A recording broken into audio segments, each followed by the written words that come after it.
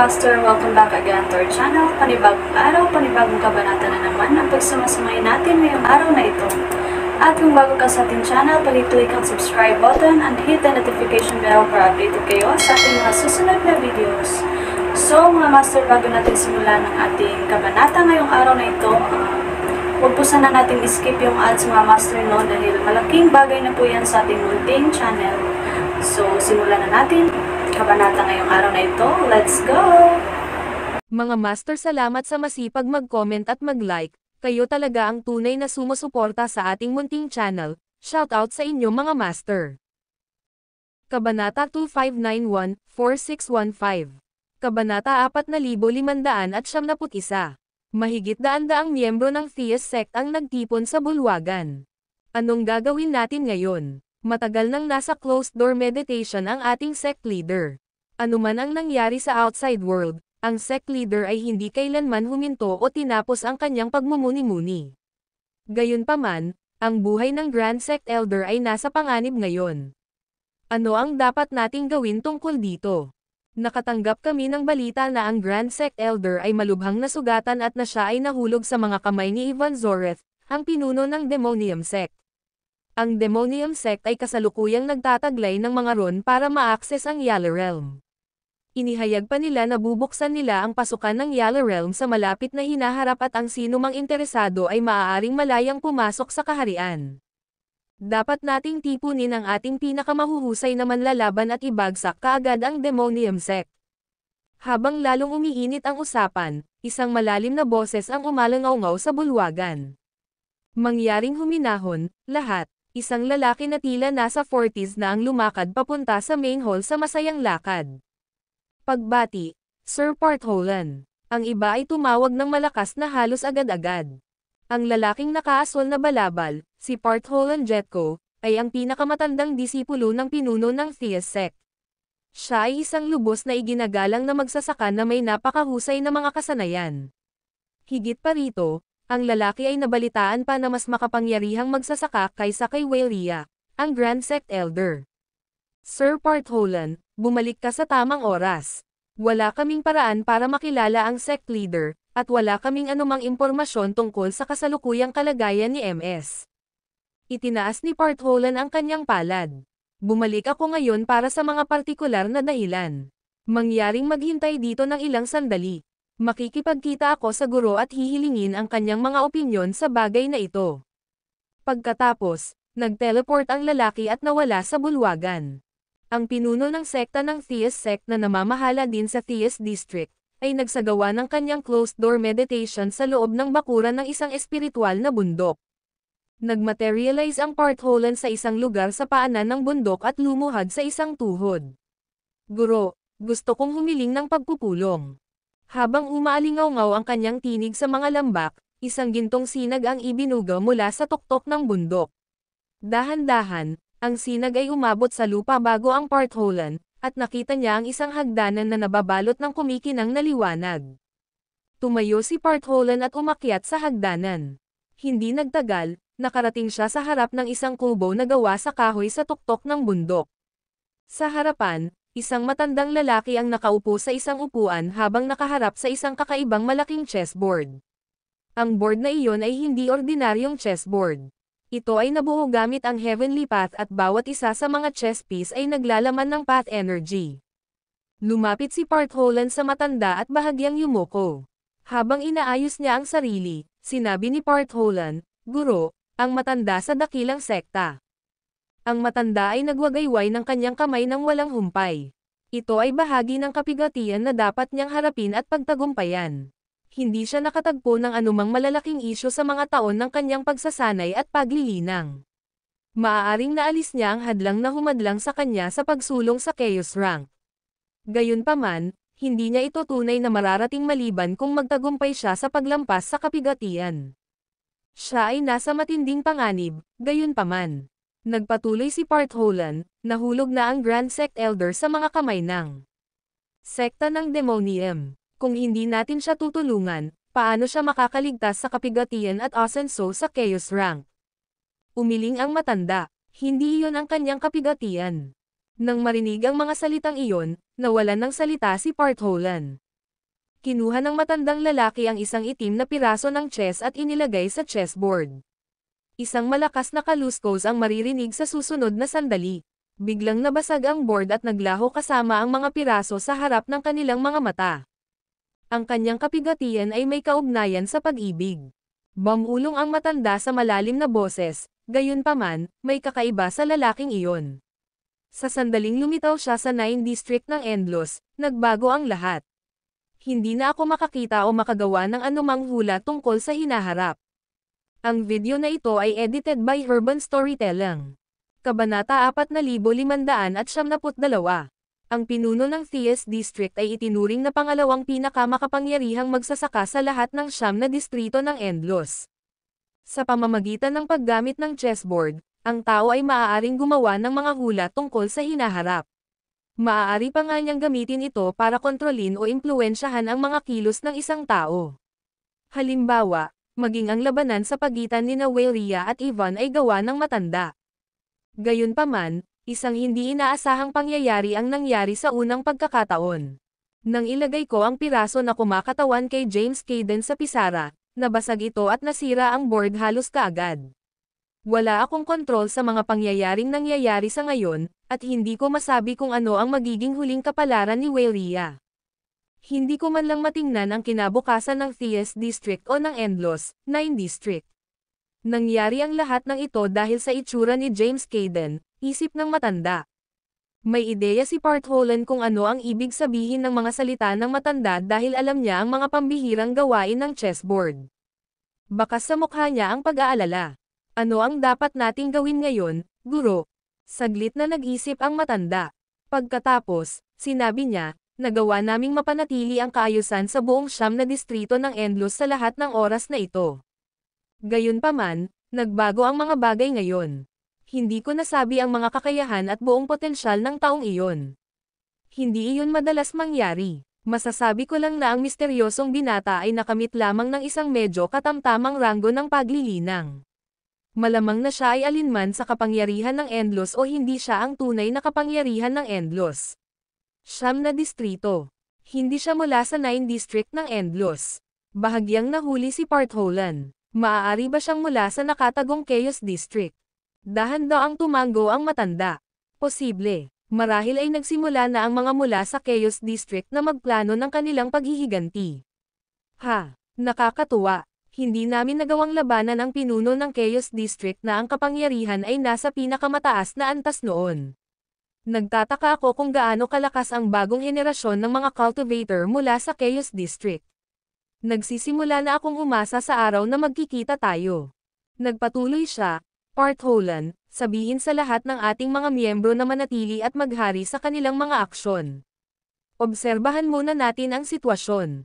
Naiintindihan. Bumalik si Partholland sa pangunahing bulwagan sa utos ng kanyang amo at ipinaalam sa iba na hindi sila gagawa ng anumang aksyon tungkol sa desisyon ng Demonium Sect na buksan ang Yala Realm. Hindi maintindihan ng mga miyembro ng Thies Sect ang hatol ng pinuno ng sekta sa bagay na ito. Gayunpaman, walang sino man sa kanila ang nang-ahas na suwayan ang kanyang mga utos. Sa kabilang banda, medyo nagulat si James nang marinig ang balita.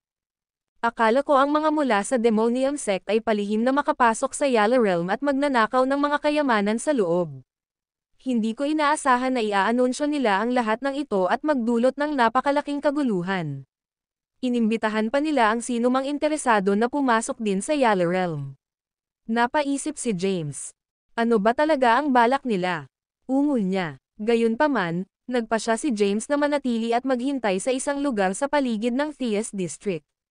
Sa paglipas ng panahon, parami ng parami ang mga magsasaka na nagsimulang magtipon sa mga panlabas na lugar ng Thies District.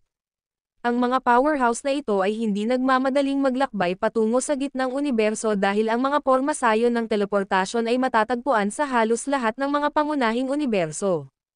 Ang mga sentral na universo ng lahat ng 9 na distrito ay may mga pormasayon ng teleportasyon na dalubhasa para sa teleportasyon mula sa isang distrito patungo sa isa pa. Sa lalong madaling panahon, ang ipinangakong petsa ng pagbubukas ng Yala Realm ay malapit na. Isang araw, isang dambuhalang, itim na palasyo ang nabuo sa isa sa mga planeta na matatagpuan sa panlabas na paligid ng Thies District. Napakalaki ng palasyo kaya kayang mag-host ng trilyong nilalang sa loob. Ito ang Demonium Palace. Dapat nandito ang pinuno ng Demonium Sect. Nadama ng maraming magsasaka ang presensya ng itim na palasyo, at mabilis silang naglakbay patungo dito. Sumunod naman si James habang nag-teleport siya sa isang lugar na medyo malayo sa palasyo. Ang video na ito ay edited by Urban Storytelling.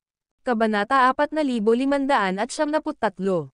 Kasabay nito, ang mga miyembro ng Demonium Sect ay naglalakbay mula sa siyam na distrito ng Endlos patungo sa Demonium Palace.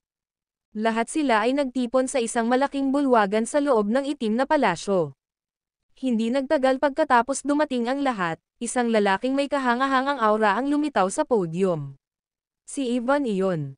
Sa ngayon, si Ivan ay maaaring ituring na pangalawang pinakamalakas na magsasaka sa Thies District dahil siya ay sumunod sa kasalukuyang pinuno ng Thies District sa mga tuntunin ng kapangyarihan. Kahit na si Weyria, ang Thies Sect's Grand Sect Elder, ay hindi katugma sa kanya. Pagbati sa Sect Leader, lahat ng miyembro ng Demonium Sect ay lumuhad sa isang tuhod at halos sabay-sabay na tumawag. Baka bumangon kayong lahat. Itinaas ni Ivan ang kanyang kamay at sinenyasan ang kanyang mga tagasunod na tumayo. Noon lang, inihatid ni Zelon at si Weyria sa bulwagan. Kahit na 10,000 taon na ang lumipas, ang mga kapangyarihan at ranggo ng paglilinang ni Weyria ay nanatiling pareho dahil ang kanyang cultivation base ay nasild mula nang siya ay mahuli. Sa kabila nito, ang ginang ay lumitaw na nagliliwanag at masigla. Iyon ay dahil ang mga tao ng Demonium Sect ay hindi nagmaltrato sa kanya sa panahon ng kanyang pagkabihag. Inilibot ni Weyria ang buong silid sa hindi mabilang na mga miyembro ng Demonium Sect. Naramdaman din niya ang presensya ng hindi mabilang na mga cultivator sa labas ng Demonium Palace. Ibinaling ni Weyria ang mga mata kay Ivan.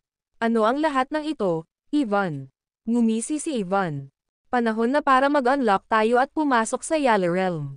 Tugon ni Weyria, sa totoo lang, walang gaanong nasa loob ng Yala Realm bukod sa katawan ni Yala. Ha, isang malakas na ungol ang ibinigay ni Ivan. Kung ganoon nga ang kaso, bakit kailangan mong ipadala ng Thies Sect, ang kanilang Grand Sect Elder, para personal na ma-access ang realm?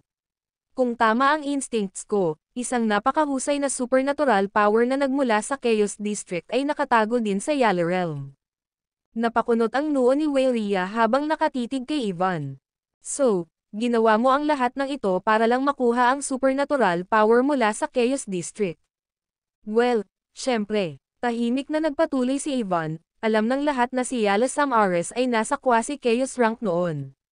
Matapos masira ang kanyang inaasahang sarili sa Chaos District, ang tunay na katawan ni Yala ay namatay nang makatanggap siya ng tama mula sa sword energy na nagmumula sa Chaos District. Naiisip mo ba ang lakas ng pag-ataking iyon? Ayon sa mga lumang record ng Demonium Sect, ang nakamamatay na hit na tumapos sa buhay ni Yala ay isang misteryoso at pambihirang sword energy. Ang sword energy ay isang kombinasyon ng siyam na napakalawak. Malakas na enerhiya. Sinisikap din ng Thies Sect na kunin ang katawan ni Yala para pag-aralan ang mga labi ng sword energy para malaman ng mga miyembro mo ang supernatural power na iyon mula sa Chaos District. Hindi ba? Si Ivan ay bumungad kay Weyria. Ang lalaki ay halos tama sa kanyang pagbabawas. Gayunpaman, nilayon lamang ng Thies Sect na pag-aralan at saliksikin ang 9 Voices of Chaos. Wala silang planong matuto at magsanay ng kasanayan. Lalong lumalim ang pagsimangot sa mukha ni Weyria. Bakit niya sinasabi ang lahat ng ito? Sa ngayon, kakaunti lang ang may kaalaman tungkol dito. Hindi ba mas mabuting panatilihing ganoon ang mga bagay? Gayunpaman, nagtipon siya ng napakaraming magsasaka at ibinahagi ang impormasyong ito sa harap ng lahat. Ang katawan ba ni Yala ay may dalang iba pang mga lihim na hindi natin alam? Napaisip si Weyria. Noong nakaraan, maraming cultivator ang nagproyekto sa Chaos District, ngunit mabilis ding naalis. Si Yala ang tanging tao na pinatay ang tunay na katawan. Bukod pa riyan, walang maisip si Weyria na makapagpapahiwalay kay Yala Samares sa iba pang mga magsasaka. Hindi maiwasang magtaka ni Weyria, ano ang meron dito para sa Demonium Sect? May binabalak ba sila? Ang video na ito ay edited by Urban Storytelling. Kabanata 4574. Nakaramdam ng labis na pagkalito si Weylia. Hindi niya maintindihan ang layunin ni Ivan para gawin ang lahat ng ito kahit anong pilit niya. Umupo si Ivan sa isang upuan na nakalagay sa podium. Lumipat ang kanyang tingin sa mga miyembro ng Demonium Sect na nasa harapan niya. Ramdam din ni Ivan ang aura ng hindi mabilang na mga magsasaka na naghihintay sa labas ng Demonium Palace. Karamihan sa mga cultivator na ito ay umabot na sa Kylum Acme rank samantalang isang maliit na bahagi lamang sa kanila ang mga cultivator ng Terra Acme rank. Maya-maya, itinuro ni Ivan ang kanyang tingin kay Weylia. His face broke into a smile. Weylia, pwede mo nang sabihin sa amin kung nasaan ang Yellow Realm, right?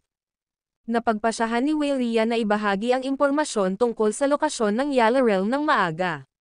Walang magandang maidudulot sa kanya na itago ang impormasyon dahil maaaring magpasya ang Demonium Sect na patayin siya kung tumanggi siyang makipagtulungan.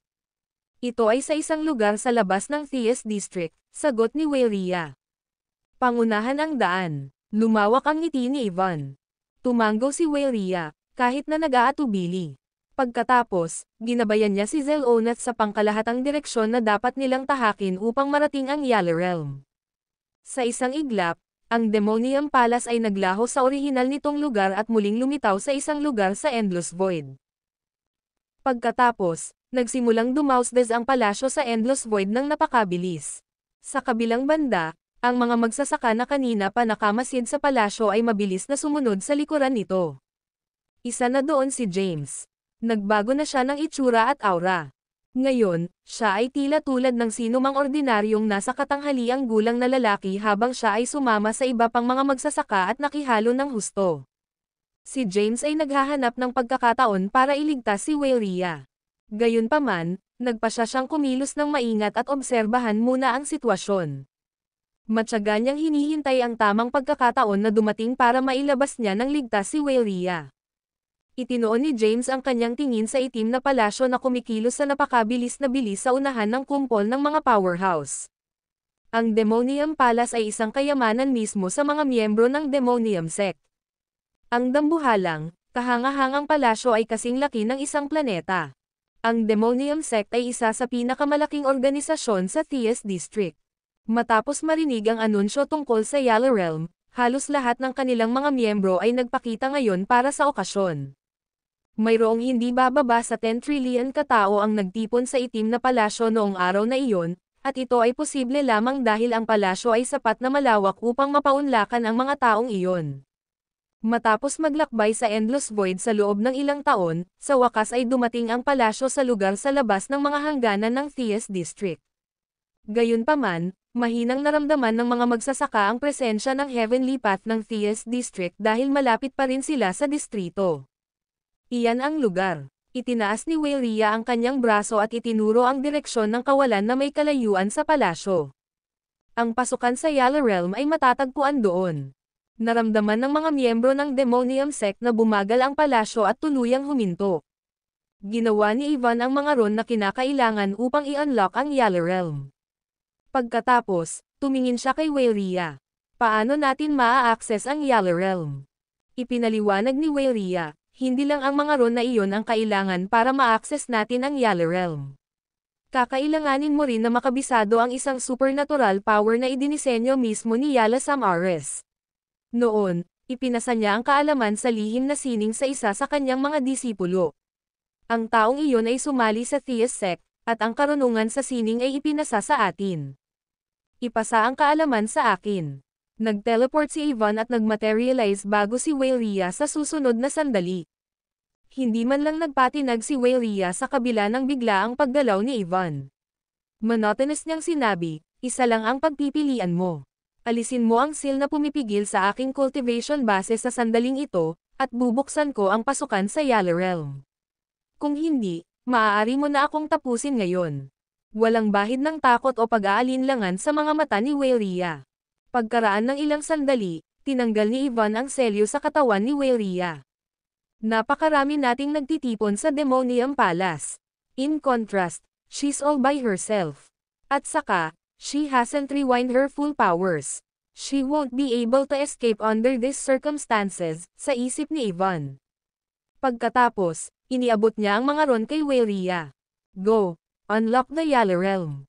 Kapag tapos na ito, malaya kang umalis. Nakatuon ang lahat kay Waylea habang palabas siya ng hall at patungo sa direksyon ng Endless Void na itinuro niya kanina. Sa sandaling nasa labas na siya, nakita ni Waylea ang isang napakalawak na enerhiya na ganap na bumalot sa lugar. Ito ay ang aura ni Ivan. Ang video na ito ay edited by Urban Storytelling. Kabanata 4575. Kahit natanggal na ang selyo sa katawan ko, wala na akong lakas para makatakas dito ng isang piraso. Wala akong pagkakataon laban kay Ivan, na ang kapangyarihan at kakayahan ay nasa kanilang kalakasan. Kung susubukan kong tumakbo para dito, maaari niyang agad na tapusin ang buhay ko sa isang suntok lang, nababahala si Waylea. Pagkatapos, lumingon siya at tumingin sa Demonium Palace. Nakikita ni Waylea ang maraming powerhouse mula sa Theus District na sumunod sa palasyo at dumating doon. Huminga ng mahabang buntong hininga si Waylea at inihagis ang mga ron sa hangin. Habang dahan-daang naghiwa-hiwalay ang mga ron, hindi mabilang na mga linya ang nagsimulang lumitaw sa kalawakan bago ang Waylea ng sunod-sunod, biba na-activate niya ang supernatural power sa susunod na sandali. Sa isang iglap, ang napakaraming mga linya ay nagsimulang bumuo ng isang hugis na kahawig ng isang malaking universo. Ayon sa iba't ibang alingaw-ngaw, ang Yala Realm ay isang mundo na nilikha ni Yala Samares. Kasabay nito, ito rin ang huling pahingahan ng lumikha nito. Ito ang Yala Realm. May mga hingal ng pagkamangha at pananabik sa mga magsasaka na naghihintay sa malayo. Natahimik muli ang mga tao nang mapansin nila ang pagbabago sa galaw ni Waylea. Itinaas ni Waylea ang dalawang kamay at gumawa ng hindi mabilang na mga sigil. Ang mga sigil na iyon ay lumutang patungo sa bundle ng mga linya at pinagsama sa kanila. Sa loob ng ilang segundo, ang mga linyang iyon ay lumilitaw na magkadikit upang bumuo ng isang kumpol. Ang iba ay hindi na makita ang malabong anyo ng isang universo sa harapan nila. Sa halip, isang kakaiba, misteryosong pinto ang nabuo mula sa mga linyang iyon. Ibinaba ni Waylea ang kanyang mga kamay at ibinaling ang tingin sa Demonium Palace. Malakas siyang tumawag, ito ang pasukan sa Yala Realm, at nagawa kong i-unlock ito. Pwede na ba akong umalis? Nagmaterial si Ivan bago si Waylea halos agad-agad. Isang malabong ngiti ang naglalaro sa mga labi ni Ivan nang bumagsak ang kanyang tingin sa pintuan ng Yala Realm. Of course, I won't go back on my word, you are allowed to live now, gayunpaman, hindi ko akalain na gagawin mo iyon, there's something that you want from the Yala Realm. After all. Pagkatapos, inilipat ni Ivan ang kanyang tingin sa mga powerhouse. Lahat, ang pinto sa Yala Realm ay bukas na. Ang sabi-sabi na ang Yala Realm ay may dalang malaking lihim. Isang napakahusay na supernatural power mula sa Chaos District ang nakatago sa misteryosong kaharian na ito. Ngayon, sino mang interesadong hanapin at matutunan ito ay pinahihintulutan na makapasok sa Yala Realm. Naway sumaiyo ang mga posibilidad. Pagkatapos, itinaas ni Ivan ang kanyang kamay at ginamit ang kanyang kapangyarihan para ilipat ang Demonium Palace. Dahan-daang lumipat ang palasyo patungo sa pintuan at nawala sa paningin ng lahat. Ngumiti si Ivan kay Waylea at nawala rin sa kinatatayuan. Tara, tingnan natin kung ano ang nasa loob ng Yala Realm. Karamihan sa mga cultivator ay sumunod sa Demonium Sect sa Yala Realm pagkaraan ng ilang sandali. Sa kabilang banda, nakatayo si Waylea na nakaugat sa lugar. Napunit ang ekspresyon ng mukha niya. Dapat na akong umalis. Gayunpaman, tama si Ivan. May isang bagay na kailangan kong hanapin sa Yala Realm. Ito ay isang bagay na kailangan ng Theus Sect. Napaisip si Waylea. Pagkatapos ng maikling paghinto, nagpa siya ang babae. Na may matigas na tingin sa kanyang mga mata, naglakad siya patungo sa pinto at pumasok sa kaharian. Waylea. Tinawag ni James si Waylea, ngunit huli na siya. Nawala siya sa likod ng pinto bago pa makalapit si James. Ang tanga, nakalabas lang siya sa palasyong iyon ng ligtas.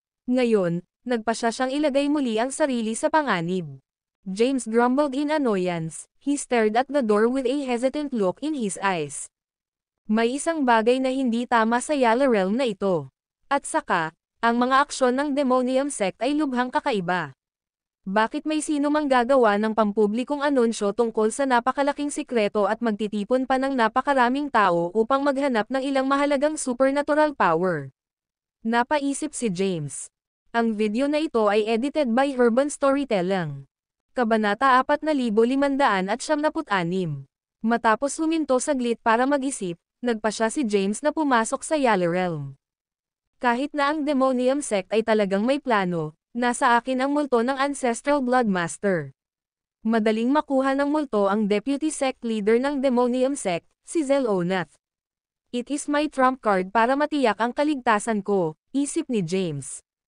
Itinoon ni James ang kanyang tingin sa pinto. Pagkatapos, tumungo siya sa kaharian kasama ang iba pang mga magsasaka. Sa sandaling siya ay tumuntong sa kaharian, napansin ni James na ang kanyang paligid ay ganap na nagbago. Siya at ang iba pang mga magsasaka ay nakarating sa isang kapatagan. Sa halip na tahimik at malawak na endless void, makikita ni James ang isang kaakit-akit, berdeng tanawin at mga bundok sa paligid niya. Sinubukan ni James na suriin ang bagong kapaligiran gamit ang kanyang mga pandama. Sa kanyang pagtataka, nakita ni James ang presensya ng isang makalangit na landas. Ang lugar na ito ay hindi parang isang gawa ng tao, artificial na mundo. Karaniwan, ang isang kaharian na nilikha ng sinumang cultivator ay maaaring maglaman ng mga landas sa loob ng mga ito. Gayunpaman, ang heavenly paths ay hindi umiiral sa gayong mga lugar. Sila ay umiiral lamang sa natural na mundo. Sa pagkakaalam ko, wala pang nilalang ang nakalikha ng isang makalangit na landas. Bagamat maaaring sirain ng ilang walang katulad na kapangyarihan ang mga landas sa langit ng mga mababang ranggong universo, wala sa kanila ang nakalikha ng mga ito, pag-iisip ni James. Ang lugar na ito ay malamang na isa pang regular na universo noong matagal na panahon na ang nakalipas. Bago lumipas si Yala Sam Ares, malamang na naglagay siya ng selyo sa buong sansinukob upang angkinan ang kanyang huling pahingahan, bulong ni James sa sarili. Di nagtagal, ang lahat ng mga magsasaka ay pumasok sa Yale Realm. Pagkatapos, napansin ng lahat na nagsimulang lumabo ang pinto at tuluyang nawala. Nang makita iyon, ikinalat ni James ang kanyang zen at sinisiyasat ang buong universo habang sinusubukan niyang maghanap ng paraan upang makaalis sa kaharian. Sa kasamaang palad, napagtanto niya na ang mundo ay ganap na nabuklod mula sa labas ng isang malakas na porma sayon. Habang nakipag-ugnayan si Zen ni James sa porma sayon, naramdaman niyang parang may natusok na talam sa kanyang kaluluwa. Namumungay ang mga mata ni James sa gulat dahil sa sobrang sakit. Agad niyang binawi ang kanyang Zen. Namumutla si James habang humugat ng mahabang hininga. Ang porma sayon na iyon ay napakalakas. Napansin din ng iba pang mga magsasaka na wala silang mahanap na daan palabas sa kaharian. Gayunpaman, karamihan sa kanila ay pinanatili ang kanilang kalmado. Dahil marami sa kanila ang nakapasok sa Yale Realm, tiyak na alam ng ilan sa kanila kung paano aalis sa lugar. Maya-maya, bahagyang bumuti ang pakiramdam ni James habang hamupa ang sakit. Gayunpaman, hindi niya maalis ang pakiramdam ng pag-iisip na humawak sa kanya. Dapat may nalalaman pa ang Demonium Sect tungkol sa lugar na ito. Siguradong sinadya nilang ikinalat ang balita tungkol sa Yale Realm para akitin ang lahat ng mga magsasaka dito. Pagtatapos ni James sa loob-loob, ginamit ni James ang kanyang Zen para pagmasdan ang kaharian sa pagkakataong ito. Mukhang nasa isang planeta tayo. Ang kaharian na ito ay dating isang universo. Gayunpaman, kahit papaano ay pinagsama ng lumikha ang lahat ng mga planeta sa universo na ito sa isang napakalaking planeta. Napaisip si James. Pagkatapos, sinubukan ni James na i-detect ang aura ni Weyria. Sa sandaling matukoy niya ang kanyang lokasyon, si James ay nag-teleport at muling nagpakita sa kanyang harapan. Ito ang kanyang unang pagkakataon na pumasok sa Yale Realm, kaya dahan-dahan at maingat na sinuri ni Weyria ang paligid. Biglang may isang estranghero na nagmaterialize ilang hakbang ang layo sa kanya, at nagulat si Weyria sa pangyayari. Biba wala siyang ma-detect na spatial shift nang lumitaw ang lalaki malapit sa kanya. Sino ka? Maingat na tanong ni Weyria. Ako na, James. Lamambat ang ekspresyon ni Weyria nang marinig niya ang pamilyar na boses na iyon. So, it was you. You gave me quite a shock. Ang video na ito ay edited by Urban Storytelling. Kabanata 4577. Bumalik si James sa dati niyang anyo. Pagkatapos, ibinaling niya ang tingin kay Waelia. I keep getting this uneasy feeling. What exactly is hidden inside the Yala realm? Nagkibit-balikat si Waelia. Paano ko malalaman? Namatay si Yala Samaras bago ako ipanganak. Lahat ng nalalaman ko tungkol sa lugar na ito ay sinabi sa akin ng aking pinuno ng sekta o mga bagay na nabasa ko sa mga sinaunang talaan. Ano ang dapat nating gawin ngayon? Tanong ni James, ang tanging paraan para makaalis tayo ay nawala kanina lang. Binuksan mo ang Yala Realm. Alam mo ba kung paano umalis sa lugar na ito? Umiling si Waelia. I only know the method of unlocking this place. I have no idea what's inside here. I didn't even know that the entrance will disappear so soon. Nagsalubong ang kilay ni James. Sinubukan siyang pasayahin ni Waelia. Don't worry. I'm sure we'll find a way out sooner or later. Hindi lang marami tayong cultivator sa Yala Realm, kundi nandito din ang mga miyembro ng Demonium Sect. Kahit na hindi natin alam kung paano aalis sa realm, isa sa kanila ang maaaring makaisip ng solusyon. We should focus on finding Yala's body as soon as possible. Ang tanging layunin ni Waelia sa pagpasok sa Yala Realm ay upang makuha ang katawan ni Yala Samaras. Bago umalis sa Theus Sect, paulit-ulit na idiniin ng kanyang sect leader na kailangang bumalik si Waelia kasama ang katawan ni Yala. Ibinaling ni James ang kanyang mga mata sa abot tanaw.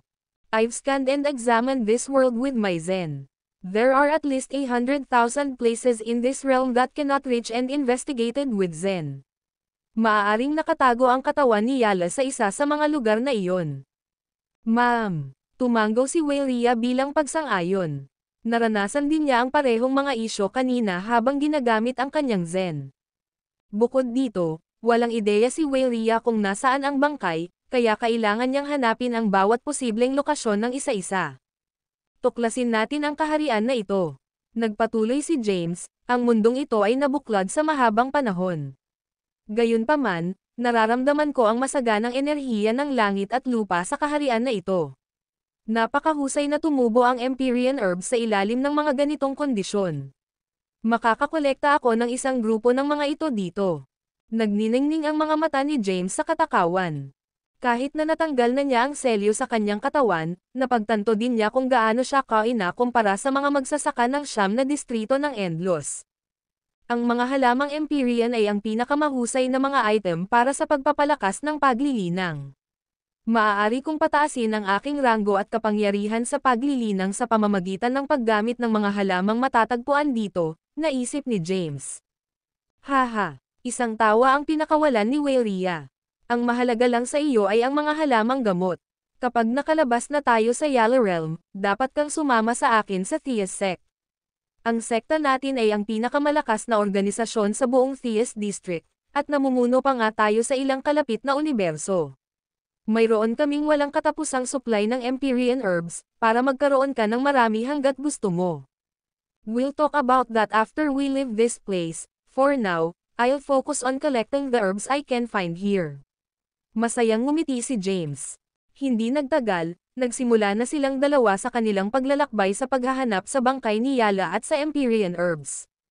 Sa isang espiritual na bundok sa loob ng Yala Realm, ang mga tao at mga gusaling matatagpuan sa loob ng lugar ay nanatiling ganap na hindi natutuklasan dahil ang buong bundok ay protektado ng ilang layer ng malalakas na porma sayon. Ang mga pormasyong iyon ay epektibong makakatakas sa Zen ng sinuman. Sa pangunahing bulwagan, maraming tao ang nagtipon sa harap ng isang babae, na tila pinuno nila. Ms. Criolla, napaluhod ang isang matandang magsasaka. Ang selyo na naiwan ng Grand Sect Leader ay inalis. Medyo marami ng magsasaka ang nakapasok sa kaharian. Dahan-daang tumango ang ginang. Ma'am, I sensed it too. Mukhang malapit nang matapos ang mga plano ng Grand Sect Leader. Send a message to our members who are lying low in the outside world. Ang ginang, na nagutos, ay disipulo ni Yala Samaras at kasalukuyang pinuno ng sekta ng Yala Sect, biba ang pangalan niya ay Criolla Sean. Nang matanggap ang mga utos ni Criolla, umalis ang kanyang mga tauhan sa pangunahing bulwagan upang mag-iwan ng mga mensahe na tanging mga miyembro ng Yala Sect ang makakaintindi sa paligid ng Yala Realm. Kasabay nito, Isang malaking, madilim na palasyo ang gumagalaw sa himpapawid ng napakabilis. Nakatingin si Ivan sa malayo mula sa loob. Sir Ivan. Yumuko si Zelonat sa harap ng lalaki. Maaari ko bang itanong kung bakit natin dinadala ang lahat ng miyembro ng Demonium Sect natin sa Yala Realm? Ang video na ito ay edited by Urban Storytelling. Kabanata 4578. Si Zelonat ay isang kahanga-hangang magsasaka. Bukod dito, siya ang pangalawa sa command sa Demonium Sect. Halos lahat ng tao sa Demonium Sect ay nag-agawan para sa kanyang posisyon. Gayunpaman, si Zelonat lang ang nakakaalam ng realidad ng kanyang sitwasyon. All along, hindi siya nakita ni Ivan na iba sa ibang followers. Hindi ko nga alam kung ano ang binabalak ni Ivan sa Yala Realm, kinakabahan si Zelonat. Hindi ka dapat humihingi ng impormasyon na hindi ka karapat-dapat. Ibinaling ni Ivan ang tingin sa direksyon ni Zelonat. Tapos, he waved his hand dismissively. Pwede ka nang umalis. Naiintindihan. Nanatiling nakayuko si Zelonat habang nakaharap sa pinto. Nang muli niyang itinaas ang kanyang tingin, tumigas ang kanyang ekspresyon. Isang mabisyo, nagbabantang liwanag ang kumikinang sa mga mata ni Zelonat. Pagkaalis ni Zelonat sa bulwagan, si Ivan ay naging makapal at itim na usok at naglakbay palabas ng pangunahing bulwagan. Di nagtagal, ang usok ay makikitang lumilipat patungo sa isang bulubunduking lugar na lubhang nababalot ng puting ambon. Inayos ni Ivan ang kanyang katawan sa harap ng ambon. Sa kabila nito, maraming pormasayon ang itinapon sa bulubunduking lugar upang protektahan ito. Dahan-daang naglakad si Ivan papunta sa barrier ng formation. Sa daan, may nakita siyang kakaibang inscription na lumulutang sa loob ng ambon. Nang makarating siya sa barrier, itinaas ni Ivan ang kanyang kamay at nag-conjure ng ilang inscription. Ang mga inscripsyong iyon ay sumanib sa pormasayon halos agad-agad. Makalipas ang ilang segundo, may nabuong crack sa barrier. Pumasok si Ivan sa lugar na na-encapsulated ng formation sa pamamagitan ng crack. Sa loob ng pormasayon, sinalubong siya ng tanawin ng isang marilag at magandang bundok. Ilang hakbang lang ang layo mula kay Ivan, maraming matatandang magsasaka ang nagkatotoo.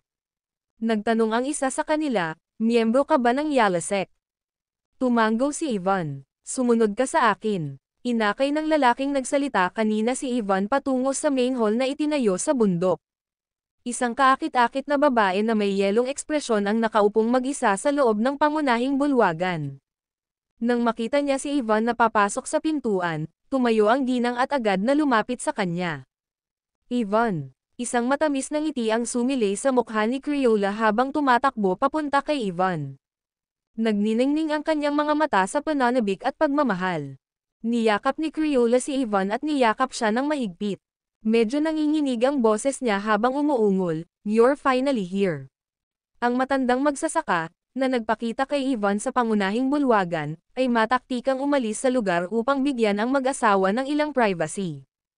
Ilang sandali pa, bahagyang lumayo si Crayola kay Ivan at pinagmasdan ang mukha ng lalaki.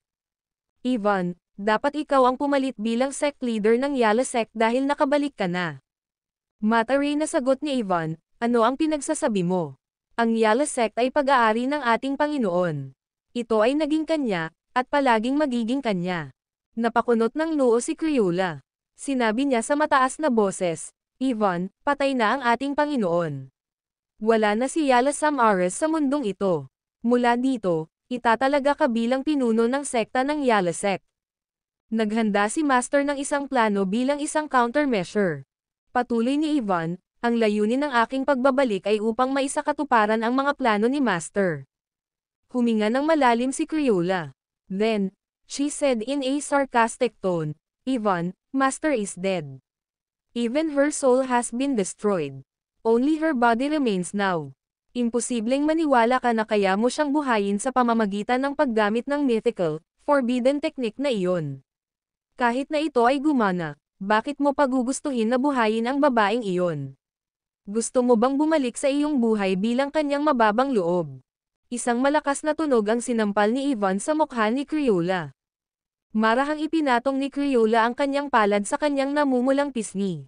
Sinasabi ko ang lahat ng ito para sa kapakanan mo, Ivan. Hindi ko kailangan. Isang malamig na liwanag ang bumungad sa kanyang mga mata. Biglang nagtaas ng braso si Ivan at hinampas ng palad ang ginang sa tuktok ng ulo nito. Sa isang iglap, umagos ang dugo mula sa bukas na sugat sa anit ni Crayola. Maraming bitik ang kumalat mula sa tuktok ng kanyang ulo hanggang sa iba pang bahagi ng kanyang katawan. Ang video na ito ay edited by Urban Storytelling. Kabanata 4599. Ang lakas ng buhay niya ay unti-unting humiwalay. Bakit mo ginawa yon, Ivan? Napatitig si Crayola sa lalaki na parang hindi makapaniwala. Ang sino mang magtaksil kay Master ay dapat mamatay, sabi ni Ivan sa isang walang tigil na boses. Sa loob lang ng ilang segundo, naramdaman ni Crayola ang kanyang sarili na nawalan ng malay at nagdilim ang kanyang paningin. Ni hindi niya maaninag ang ekspresyon ng mukha ni Ivan sa puntong iyon. Biglang nagkapira-piraso ang kanyang katawan. Nadurog ang kanyang kaluluwa kasama nito. Sa isang nakatagong lugar na matatagpuan sa kabilang panig ng espiritual na bundok, isang ginang, na tila nagmumuni-muni, ay nakaupo sa lupa habang nakakross ang mga paa. Biglang nagmulat ng mata ang ginang at umubo ng bibig ng dugo. Bumagsak siya sa lupa dahil nawalan siya ng malaking lakas. Ang ginang ay ang tunay na Crayola. Ang taong pinatay lang ni Ivan sa bulwagan ay ang kanyang clone lamang. Hindi ko akalain na gagawa ng ganoon sa akin ang lalaking pinakamamahal ko. I can't stay here any longer. Kapag nalaman ni Ivan na hindi ako patay, siguradong susundan niya ako, isip ni Crayola. Tumayo si Crayola sa sahig at inayos ang sarili. Pagkatapos, nag-teleport siya at nawala sa lugar. Sa kabilang banda, hindi na malaya ni Ivan na ang tunay na Crayola ay nakatakas mula sa base ng Yala Sect. Sa halip, kinuha niya ang kanyang posisyon sa sekta bilang pansamantalang commander. Ang mga magsasaka na kakapasok lang sa Yala Realm ay ganap na nakakalimutan sa mga pangyayaring ito. Hindi nagtagal matapos mawala ang pinto sa kaharian, ang mga magsasaka na iyon ay nagsimulang dalugarin ang kaharian sa grupo man o mag-isa. Nasasabik silang makita kung anong uri ng mga kayamanan o bagay ang makikita nila sa Yala Realm. Parehong hindi alam ni na James at Waylia na si Yala Samares ang nagtatag ng Yala Sect at ang sekta ay nakatago sa kaharian na iyon. Isa pa, wala silang ideya na si Ivan ay isa talaga sa mga alagad ni Yala. Dumating silang dalawa sa labas ng isang espiritual na bundok na pinoprotektahan ng isang porma sayon. Nakakapagtaka, ang porma sayon ay medyo pagod na at hindi kumpleto. Gayunpaman, naglalaman ito ng isang mahiwaga, makapangyarihang enerhiya na sapat na malakas upang patayin ang mga magsasaka ng Kailam Acme rank. May alam ka bang paraan para masira ang porma sayon na ito? Tanong ni James. Saglit na tinitigan ni Waylia ang istruktura, she shook her head. Ang porma sayon na ito ay napaka-natatangi at masalimuot. Kakailanganin ko ng ilang oras upang makabuo ng solusyon. Kung ako ay nasa aking pinakamataas na kalagayan, tiyak na masisira ko ang pormasyong ito sa isang hit lang. Sinalubong siya ni James ng pilyong ngiti. Kung gayon, tingnan natin kung ano ang magagawa ko tungkol dito. Naglakad ang lalaki palapit sa harang ng porma sayon. Pagkatapos, itinaas ni James ang kanyang kamay at gumawa ng mga sigil ng inscription ng pinakamaagang, pinaka-primitive na anyo. Ang mga sigil na iyon ay sumanib sa porma sayon halos agad-agad. Makalipas ang ilang sandali, may nabuong bitek sa ibabaw ng harang. Nang ganap na nabuo ang crack, pumasok kaagad si James sa formation sa pamamagitan ng opening. Mayroon siyang ilang mga trick sa kanyang manggas. Napabuntong hininga si Waylia. Pagkatapos, sinundan niya si James at pumasok din sa formation. Sa loob ng porma sayon, ang kapaligiran at tanawin ay ganap na naiiba mula sa tahimik na tanawin na makikita sa labas ng porma sayon. Nakita ni James ang mga bundok na naging mga durog na bato at guho, tiwangwang na mga lungsod. Ang iba't ibang bakas ng pagkawasak na nakakalat sa buong lugar ay nagmungkahi na ang isang malaking labanan ay maaaring naganap sa loob ng porma sayon na iyon matagal na ang nakalipas. Habang iniskan ni James ang paligid niya para sa Empyrean Herbs, may nakita siyang bakas ng pamilyar na aura. Anong problema? Huminto si Waylia at tumingin sa kanya. Nagsalubong ang kilay ni James. Nakakita siya ng mga bakas ng ilang signature skill kabilang ang Primal Mantra, ang 9 Voices of Chaos, at ang Blythe Omniscience sa pamamagitan ng natitirang aura na natitira sa lugar. Nag-isip siya, ano ang ibig sabihin nito? Ang mga magsasaka ba mula sa Chaos District ay lumahok sa labanan dito mismo? Kudlit tuldok-tuldok-tuldok, o marahil ay ipinasok ni Yala Sam Ares ang mundong ito sa Chaos District. Kung gayon, ang mga magsasaka ba mula sa siyam na distrito ng Endlos ay pinaplano rin sa kaharian na ito upang labanan ang mga magsasaka mula sa Chaos District. Ang video na ito ay edited by Urban Storytelling. Kabanata 4600. Pagkatapos ng maikling paghinto, nagtanong si James, Weylia, isang malawakang labanan ang sumiklab noong nakaraan nang maramdaman ng maraming magsasaka ang presensya ng Chaos District. Nagkataon bang mayroon kang anumang impormasyon tungkol sa insidente? Saglit na nag-isip si Weylia. Sa totoo lang, 2 beses na na-detect ng aming mga cultivator ang presensya ng Chaos District noong nakaraan. Isang matinding labanan ang naganap sa unang pagkakataon na na-detect ang Chaos District. Gayunpaman, ang pangalawang labanan ay hindi gaanong matindi nang mangyari muli ang parehong bagay. Ano ang nangyari noong unang labanan? Alam ni James na 2 beses nang nangyari ang labanan sa pagitan ng mga tao dito at ng mga taga-Chaos District.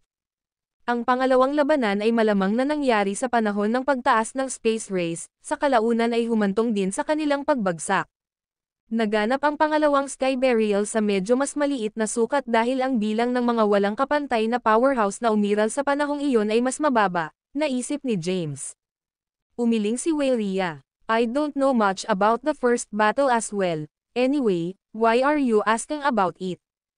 Paliwanag ni James, well, we're inside the realm created by Yala Sam Ares. She was coincidentally killed by cultivators from the Chaos District. I just want to gather more information to help us understand this place better. Ibinahagi ni Weylia ang lahat ng nalalaman niya tungkol sa unang labanan kay James. Kung interesado ka sa mga detalye, maaari mo akong sundan pabalik sa Theus Sect pagkatapos nito. Ang pinuno ng sekta ko ay sumali sa labanan noon. Siya ay isang Chaos rank powerhouse. Curious na tumingin si James kay Weylia. Ma'am, tumanggaw si Weylia. Tinapik ni James ang panga niya. Hindi maaaring tama iyon. Walang sino mang cultivator sa Chaos rank sa Chaos District. Sa teoryang pagsasalita, kung ang isang Chaos rank powerhouse ay project sa Chaos District, ang ating mga cultivator ay hindi magkakaroon ng pagkakataon laban sa inaasahang anyo ng taong iyon. May iba pa bang hindi nalalaman sa atin na nangyari sa unang sky burial? Marahil kahit na ang mga superior cultivator tulad ni Yardos at ang Chaos Master ay hindi nakamit ang Chaos rank, maaaring mayroon talaga silang mga kapangyarihan at kakayahan na kayang talunin ang mga cultivator na ganoon ang rank. Hindi pa rin tama iyon. Pagkarating ni Yardos sa Endlos, hinamon niya ang pinuno ng Welcome District sa isang labanan ngunit natalo siya sa huli. Isinaalang-alang ni James ang maraming posibilidad sa loob. Ano bang iniisip mo? Hinayla ni Weylia ang manggas ni James. Bumalik sa katinoan si James. Nako, wala lang. Malamang naganap ang isang malawakang labanan sa lugar na ito. Wala akong nakikitang mahalagang bagay dito. Dapat pumunta tayo sa ibang lugar. Sige, pumayag naman si Weylia. Tumalikod ang dalawa at bumalik sa pinanggalingan nila. Boom! Ramdam ni na James at Weylia ang pagyanig ng lupa sa mismong sandaling iyon. Sa di kalayuan, isang malaki at madilim na butas ang nabuo sa lupa. Ang butas ay umabot ng malalim sa lupa na tila walang katapusan. Pagkalipas ng ilang segundo, isang napakalawak na enerhiya ang lumabas mula sa butas na iyon. Napakalakas ng enerhiya kaya nabasag pa nito ang formation cast sa lugar na iyon.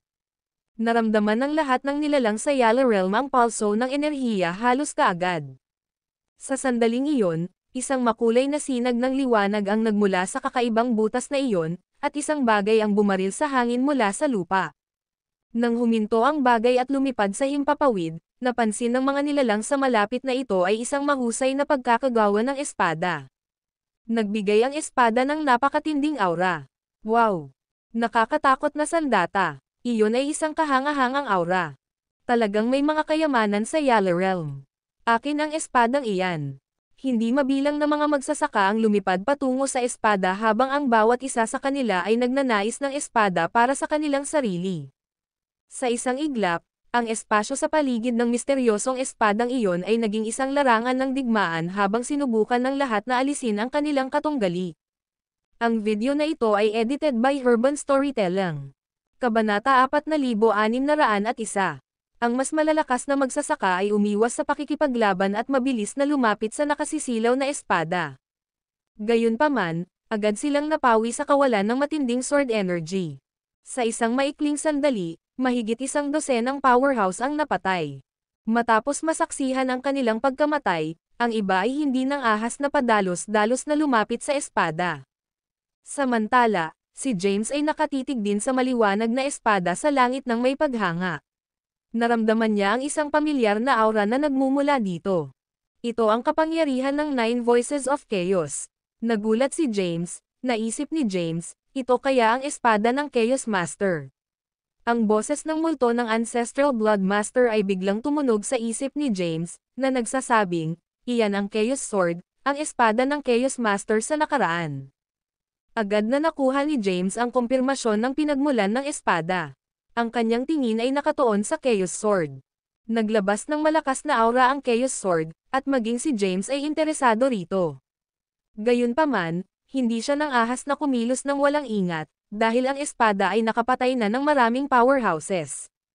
Namangha si Weyria sa lakas ng espada, at sinabing, nakakamangha. Para maging napakalakas ng aura nito, tiyak na kabilang ito sa isang nakakatakot na powerhouse. Sinuri niya at napagpasyahan na ang may-ari ng espada ay maaaring magkaroon ng lakas upang labanan ang pinuno ng Theus Sect kahit na hindi pa siya nakapasok sa Chaos Rank. Pagkawala, maraming magsasaka ang naglibot sa paghahanap sa Chaos Sword. Hinanap nila ang buong planeta ngunit walang nakitang bakas ng espada. Ano ba talaga ang nangyari noong unang Sky Burial, Mr. Strival? Tinanong ni James ang multo ng Ancestral Blood Master, na nasa loob ng espasyong nilikha niya. Bagamat hindi maramdaman ng Phantom ang kanyang pangunahing sarili, taglay niya ang mga alaala ng Ancestral Blood Master, na nakaligtas sa unang Sky Burial. Ang multo ay nakaupo sa isang lotus na posisyon sa ibabaw ng isang espiritual na bundok sa loob ng espasyong nilikha ni James. Tahimik siyang nakaupo na may tame time na ekspresyon.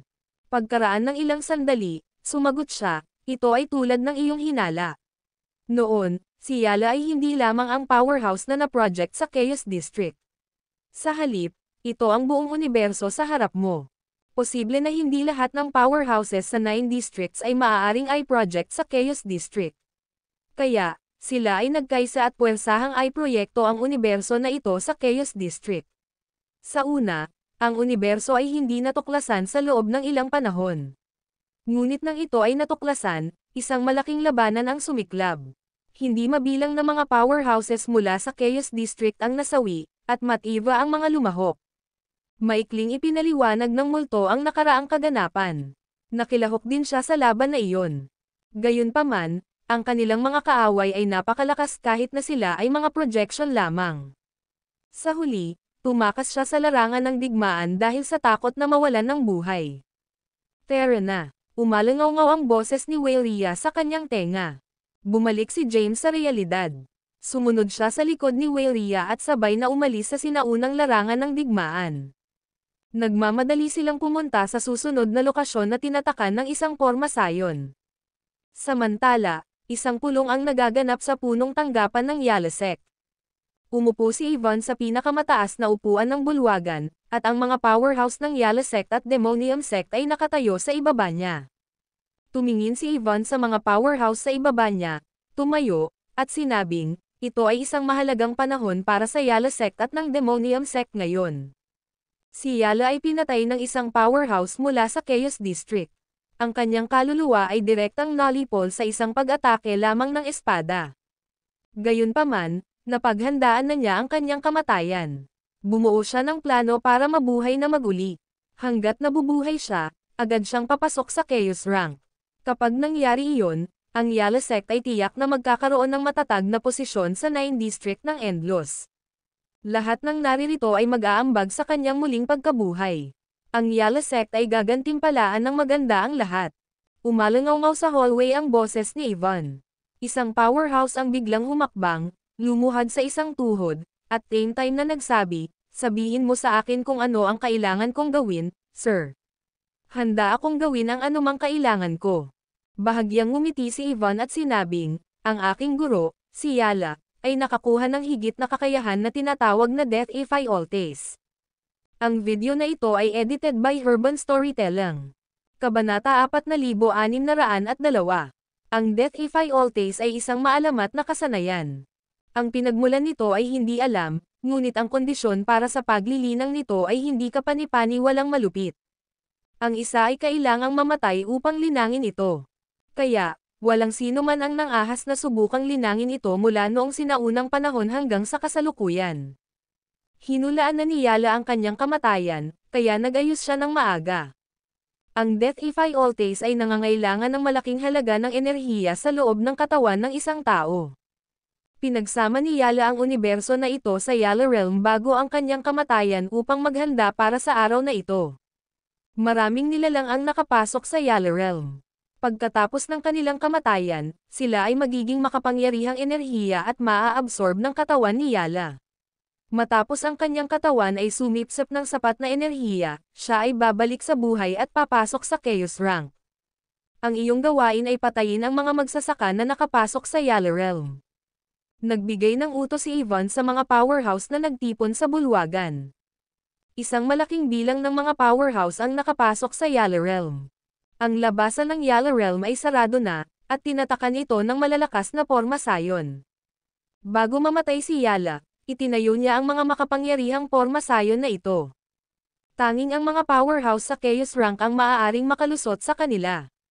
Gayunpaman, walang cultivator na nakulong sa loob ng Yala Realm ang nakaabot sa Chaos Rank. Para silang nakulong na biktima na naghihintay na mapatay. Oo, Ginoo. Isang maayos at malakas na tugon ang umalangaw-ngaw sa bulwagan. Nagpatuloy si Ivan, na nagsasabing, ang posisyon ng pinuno ng Demonium Sect ay bakante ngayon. Kung sino ang mag-aambag ng karamihan sa pagkakataong ito ay magtatagumpay sa posisyon. Ang mga powerhouse sa loob ng hall ay agad na nangganyo sa kanyang mga salita, lalo na si Sachi. Nais ni Sachi na kunin ang Demonium Sect at gamitin ang kanilang puwersa para salakayin ang Aeternus District. Samantala, ang mga cultivator na nakapasok sa Yala Realm ay ganap na walang kaalam-alam tungkol sa paparating na panganib, kasama na si James. Sina James at Waylia ay nakipagsapalaran sa isang nawasak na sinaunang pagkasira. Habang naglalakad sa mga guho, nagtanong si James dahil sa curiosity, kaya mo ba talagang pumasok sa Chaos Rank? Oo naman. Mahiyain si Waylia at buong pagmamalaking sinabi, nilinang ko ang sining na nagpapasigla sa pagiging perpekto at nalampasan ko na ang threshold ng Chaos Rank. Hanggat maibabalik ko ang lakas ko, madali akong makapasok sa Chaos Rank. Anong balak mong gawin pagkatapos mong makapasok sa Chaos Rank? Tanong ni James. Hindi ko talaga naisip ang tungkol dito. Hinawakan ni Waylia ang kanyang baba ng nag-iisip. Hindi niya kailanman binigyang pansin ang kanyang hinaharap. Bigla siyang tumuro at nagtanong, ano iyon? Isang parang multo na bulubundukin sa unahan nila ang biglang lumitaw sa unahan nila. Sa ibabaw ng isa sa mga bundok ay isang panaginip na palasyo na halos wala na. Tumingin si James sa unahan nila na nagtataka at sumagot, hindi ko alam. Unti-unting naging malabo ang bulubundukin at palasyo. Ang hitsura ng marilag na bulubundukin ay agad na nakakuha ng atensyon ng lahat. Ang mga magsasaka sa Yala Realm ay mabilis na nagtipon sa paligid nito.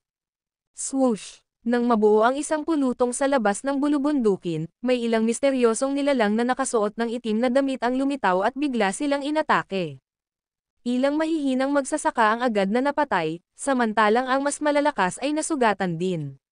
Nakita rin ni James ang mga nilalang na palihim na lumalapit sa kanya. Ang video na ito ay edited by Urban Storytelling. Kabanata 4603. Biglang tumalikod si James at itinulak ang palad niya. Isang nakakatakot na puwersa ng palad ang sumambulat at tumama sa kawalan. Mabilis na lumitaw ang isang nakaitim na nilalang para harangin ang pag-atake ni James. Ang paghaharap ay nagdulot ng nakakatakot na shockwave na kumalat sa paligid. Parehong itinulak palayo ng puwersa si James at ang nakaitim na damit. Puno ng pagkabigla ang kulubot na mukha ng lalaking nakasuot ng itim. Tumayo siya sa malayo at sinabing, Hindi ko ini-expect na mag-improve ka ng husto sa maikling panahon lang. Sa wakas ay nakita na ni James ang mukha ng kanyang kalaban. Ito ay ang elder ng Demonium Sect, Xylon, isang powerhouse sa huling yugto ng Kylum Acme rank. Hindi na natakot si James sa Kylum Acmins. Bagamat nasa Permanence Acme rank lang siya, nakapasok siya sa Boundless rank habang nasa Quasi Acme rank. Bukod dito, naabot na niya ang napakataas na tagumpay sa Boundless rank, at napakalakas ng kanyang bloodline power. Kung ipagpalagay na ang kanyang kalaban ay isang late stage na Kylum Acme na hindi pa nakapasok sa Boundless rank, kayang makipaglaban kahit na hindi niya kayang patayin ang kanyang kalaban. Ikaw na naman. Malamig na tinignan ni James si Xylon. Wala siyang masyadong magandang impresyon sa Demonium Sect, lalo na kay Xylonath. Dati, muntik na siyang mamatay dahil hinahabol siya ni Xylonath. Ngayong sinubukan siyang tambangan ni Xylon, lalong lumalim ang galit niya sa kanila, at ang matinding pagnanasang lumaban ay bumangon sa kanyang puso. Agad na hinawakan ni Waylea si James at bamulong, huwag kang padalos-dalos. Nasa loob tayo ng Yellow Realm, at lahat ng powerhouses ng Demonium Sect ay nagtipon dito. Baka lumitaw ang kanilang Deputy Master at Master kung i-provoke mo sila. Ni hindi tayo magkakaroon ng pagkakataon laban sa 4 na Grand Mage, lalo pa silang dalawa. Agad namang kumalma si James. Pagkatapos, malamig niyang sinabi, hindi ako interesadong kalabanan ka ngayon. Magwala ka. Alam ni Xylon na hindi madaling kalaban si James, kaya hindi na siya nagpumilit na lumaban at mabilis na nawala sa kanilang paningin. Naramdaman ni James ang shockwaves ng hindi mabilang na mga labanan na tumatagos sa hangin. Bagamat malakas ang lumaganap na puwersa, ang bulubundukin sa unahan nila ay hindi nasaktan at tila protektado ng isang misteryosong kapangyarihan. Nakakunot ang noo, naguguluhang nagtanong si James, ano ang nangyayari pitong bakit sinasalakay ng Demonium Sect ang mga powerhouse na nagtitipon dito? Malungkot na sumagot si Waylea, naganap na ang pinakamalaking takot ko. Nagkaroon siya ng masamang premonition na may binabalak ang Demonium Sect pagkatapos nilang isapubliko ang lokasyon ng Yellow Realm at pinahintulutan ang iba na malayang pumasok. Tumingin si James kay Waylea at nagtanong, ano ang dapat nating gawin ngayon? Nag-isip sandali si Waylea at sumagot, kailangan muna nating umalis dito. Napakalakas ng Demonium Sect. Kung hindi natin isasama ang lakas ng sect leader ko, mas mataas ang kabuuang lakas ng Demonium Sect kaysa sa sekta ko.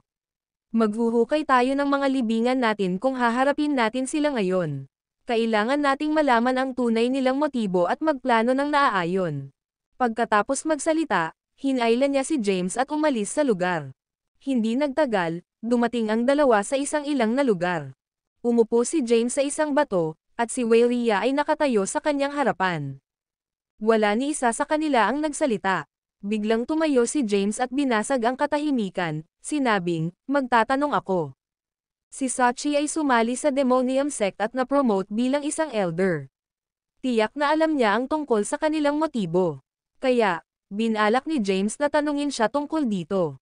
Tumingin sa kanya si Waylea at sinabing, sa kung ano ang nangyayari ngayon, dapat tayong manatili. Sige, tumango si James. Ang video na ito ay edited by Urban Storytelling. Kabanata 4604. Ang Demonium Sect ay kumikilos na. Gayunpaman, hindi naisip ni na James at Waylea ang kanilang pangwakas na layunin. Nagpa siya si James na tanungin si Sachi tungkol dito. Bilang isang elder ng Demonium Sect, tiyak na sasabihin sa kanya ang tungkol sa kanilang plano. Mabilis na umalis ang dalawa sa lugar. Iniskan ni James ang Yellow Realm para sa aura ni Sachi. Hindi nagtagal, nakita niya itong kasama ng ilan sa mga alagad ng Demonium Sect na kumukubkob sa isang Kylum Acmin. Ang Kylum Acmin ay napilitang umatras. Sa kasamaang palad, wala pang 10 araw ay napatay siya. Gayunpaman, pinabagsak niya ang marami sa mga alagad ng Demonium Sect. Matapos mapatay ang Kylum Acmin, nagtipon ang mga alagad ng Demonium Sect upang pagalingin ang kanilang mga sugat. Tumabi si Sachi habang nakatusok sa lupa ang kanyang espada. Humalukip-kap siya at malamig na tumingin sa malayo. Sa sandaling iyon, 2 figure ang lumitaw na walang palatandaan. Agad na binunot ni Sachi ang kanyang espada at itinutok kay James at Waylea. Sa sandaling ilabas ni Sachi ang kanyang sandata mula sa lupa, ang mga alagad ng Demonium Sect, na gumagamot sa kanilang mga sugat, ay tumayo. Ipinatawag nila ang kanilang mga armas at maingat na nakatingin sa dalawang tao sa unahan. Sachi, bati ni James sa kanya. Si Sachi ay may malamig na ekspresyon at naglabas ng masamang aura. Naawa si James matapos siyang makita sa ganoong kalagayan. Ibang-iba siya sa una nilang pagkikita. Get lost, malamig na sagot ni Sachi. Tumingin si James sa mga disipulo ng Demonium Sect sa likod ni Sachi, hinawakan ang kamay ni Weiria, at sinabing, dapat tayong umatras muna. Mabilis na umalis ang dalawa sa lugar. Ang mga alagad ng Demonium Sect ay nakahinga ng maluwag matapos silang makitang umatras at iniligpit ang kanilang mga armas. Lumapit ang isang lalaking nasa katanghaliang gulang at magalang na tumawag, Elder. Utos ni Sachi, lahat ay nasugatan na. Akayin kaagad sila pabalik para gumaling. Papatayin ko ang iba pang mga powerhouse ng mag-isa.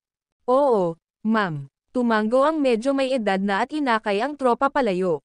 Hindi nagtagal, naiwan si Sachi mag-isa sa lugar. Tumingin siya sa malayong kawalan. Si Weiria at James ay lumabas sa kawalan at nagpakita sa kanyang paningin. Naglakad ang dalawa at huminto sa harapan niya. Ikinaway ni Sachi ang kanyang kamay at nag-set up ng isang porma sayon para harangan ang divine sense ng ibang nilalang. Anong kailangan mo sa akin? Lumuwag ng husto ang ekspresyon ni Sachi, ngunit hindi siya naging palakaibigan sa kanila. Diretso sa punto si James.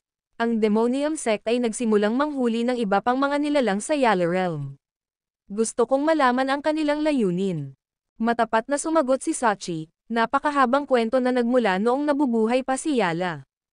Sinabi niya sa kanila ang buong kwento. Pagkatapos, tumingin siya sa kanila at sinabing, kung gusto mong mabuhay, pinakamahusay na magtago. Huwag ilantad ang iyong sarili.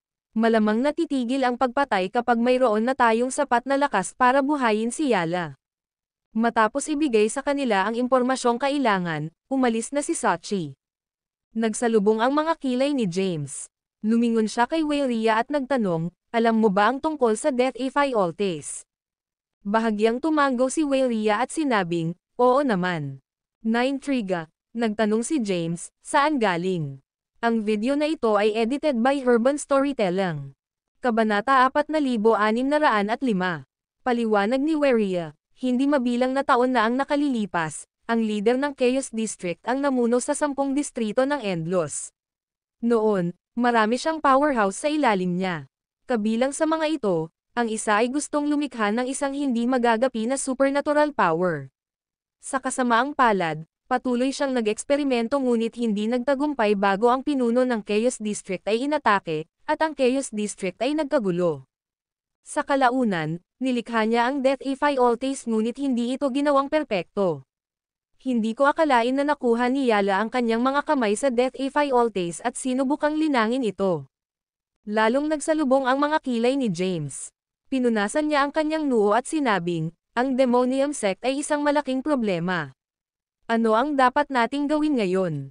Dapat ba tayong makinig kay Sachi at magtago?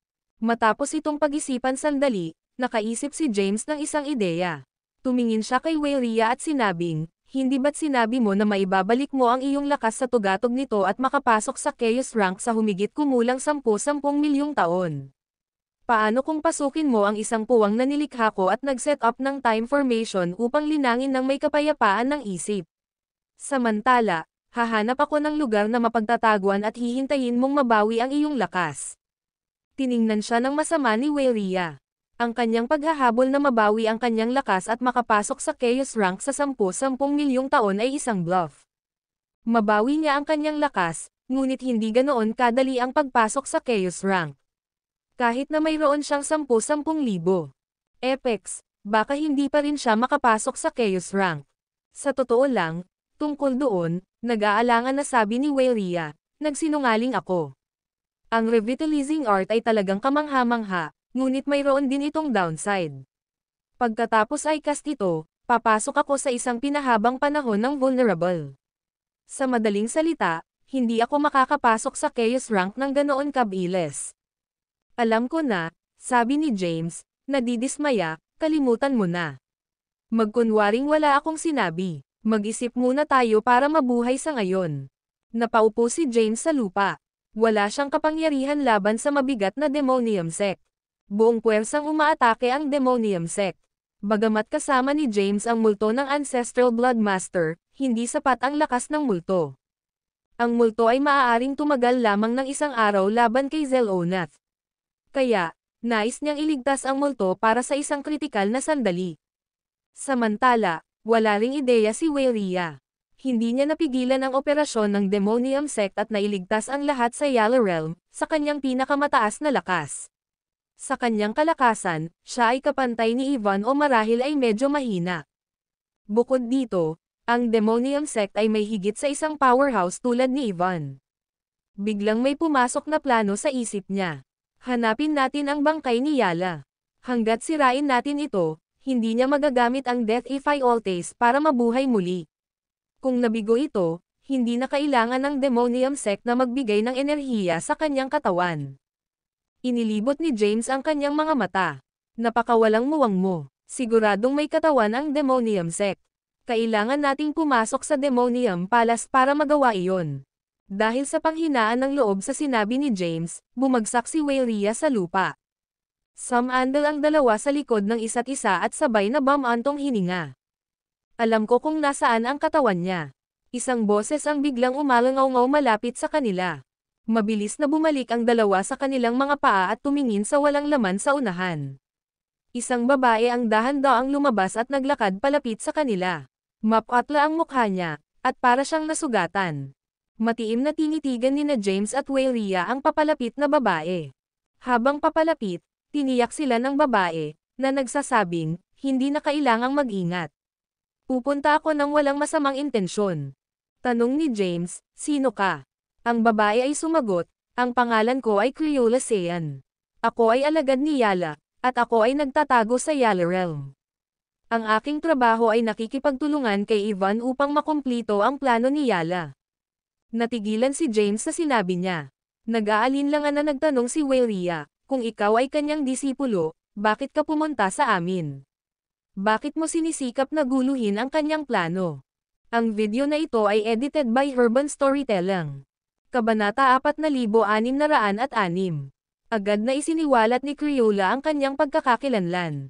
Ang kanyang mukha ay hindi kapani-paniwalang mapatla.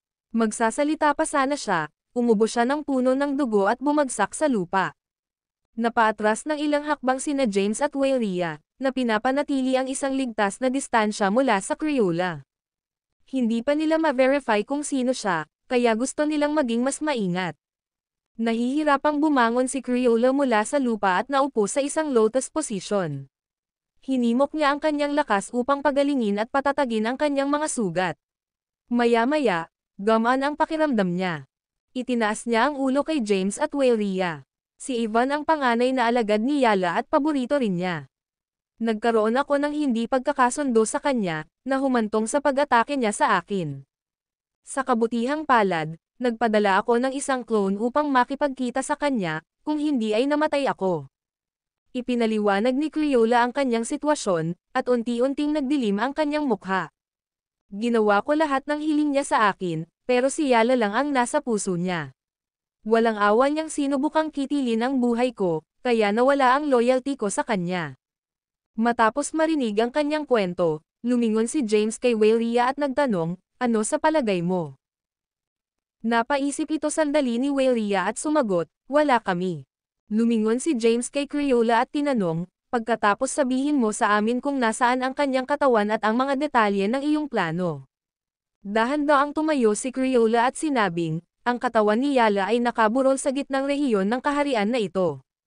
Isang malakas na pormasayon ang nakalagay sa paligid ng kaharian na ito, na nagpapahintulot sa kanyang katawan na sumipsip ng enerhiya ng isang magsasaka na namatay. So, ano ba talaga ang plano mo? Tanong ni Waylea. Dahan-daang paliwanag ni Crayola, gusto kong pigilan ang muling pagkabuhay ni Yala. Ang tanging paraan para makamit iyon ay ang ganap na sirain ang kanyang katawan. Gayunpaman, hindi ako makakalapit sa kanyang katawan ng mag-isa sa gitnang rehiyon. Kaya kailangan ko ng tulong. James questioned, bakit tayo? There are countless powerhouses. Tumingin si Crayola kay Weylia at sumagot, dahil siya ang Grand Sect Elder ng Theus Sect. Noong nakaraan, si Crayola ay naninirahan sa loob ng Yala Realm. Matapos itong buksan at pinutol niya ang relasyon sa Demonium Sect, lihim siyang nag-imbestiga ng maraming bagay. Kaya, alam niya sina James at Weylia. Bagamat hindi pa nakakabawi si Weylia sa kanyang pinakamataas na lakas, siya pa rin ang Theus Sect's Grand Sect Elder at tiyak na may iba't ibang paraan ng pakikipaglaban. Sa makatuwid, nagpasya si Crayola na sila ang pinakamahusay na magkasosyo. Hinayla ni James si Weylia sa tabi, ikan-away ang kanyang kamay, at nag-set up ng isolation formation. Pagkatapos, tinanong niya, naniniwala ka ba sa kanya? Naisip ito ni Weylia at sumagot, sa tingin ko mapagkakatiwalaan natin siya. Ano kaya ang iniisip mo? Dahil ang Demonium Sect ay hindi kapani-pani walang makapangyarihan. Kung ang layunin nila ay patayin ako, maaari nilang ipadala ang 4 na Grand Mage, ang kanilang Deputy Sect Leader, o Sect Leader. Hindi ako magkakaroon ng pagkakataon laban sa alinmansa. Sila ngayon. Hindi na kailangan na ipadala siya at gumawa ng napakaraming kasinungalingan para lang mawala ako.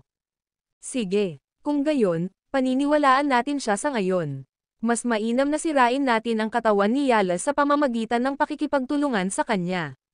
Kahit na mabaygo ang ating plano, wala rin namang mawawala sa atin. Matapos ang maikling talakayan sa loob ng Pormasayon, nagkaroon ng conclusion ang dalawa. Pinaghiwa-hiwalay nila ang Pormasayon, at naglakad si James nang may matingkad na ngiti. Ang pangalan mo ay Crayola, tama. Maniniwala kami sa iyo sa ngayon at sasamahan ka. Ibilang mo ako. Biglang umalangaw-ngaw ang isang boses. Agad na nagdilim ang mga ekspresyon ni James, Weylia, at Crayola. Nagtayo si Crayola ng isang Pormasayon upang maiwasan ang iba pang mga magsasaka. Divine senses mula sa paghahanap sa kanila. Gayunpaman, may isang taong nagawang pumasok sa kanyang Pormasayon. Pinagmasdan nilang tatlo ang kanilang paligid. May babaeng dahan-daang lumapit sa di kalayuan. Nakasuot siya ng itim na damit at may itim na enerhiyang naglalabas sa kanyang katawan. Ang kanyang aura ay nagmistulang isang masamang tao. Sachi, napatingin si James sa kanya nang nagtataka at nagtanong, hindi ka na ba umalis? Bakit ka bumalik? Narinig mo ba lahat? Ang video na ito ay edited by Urban Storytelling. Kabanata 4607. Lumapit sa kanila si Sachi at huminto sa harapan nila. Pagkatapos, sumagot siya, umalis ako ngunit bumalik pagkatapos na maramdaman ang isang powerhouse sa malapit. Kung gayon ano ang gusto mo? Sinaman ng tingin ni Weylia si Sachi. Naiinis siya sa aura ni Sachi. Sumagot ng totoo si Sachi, gusto kong pumunta sa gitnang rehiyon ng kaharian na ito upang palitan si Yala at makuha ang enerhiya sa kaharian na ito. Gusto kong guluhin ang plano ni Ivan at patayin siya.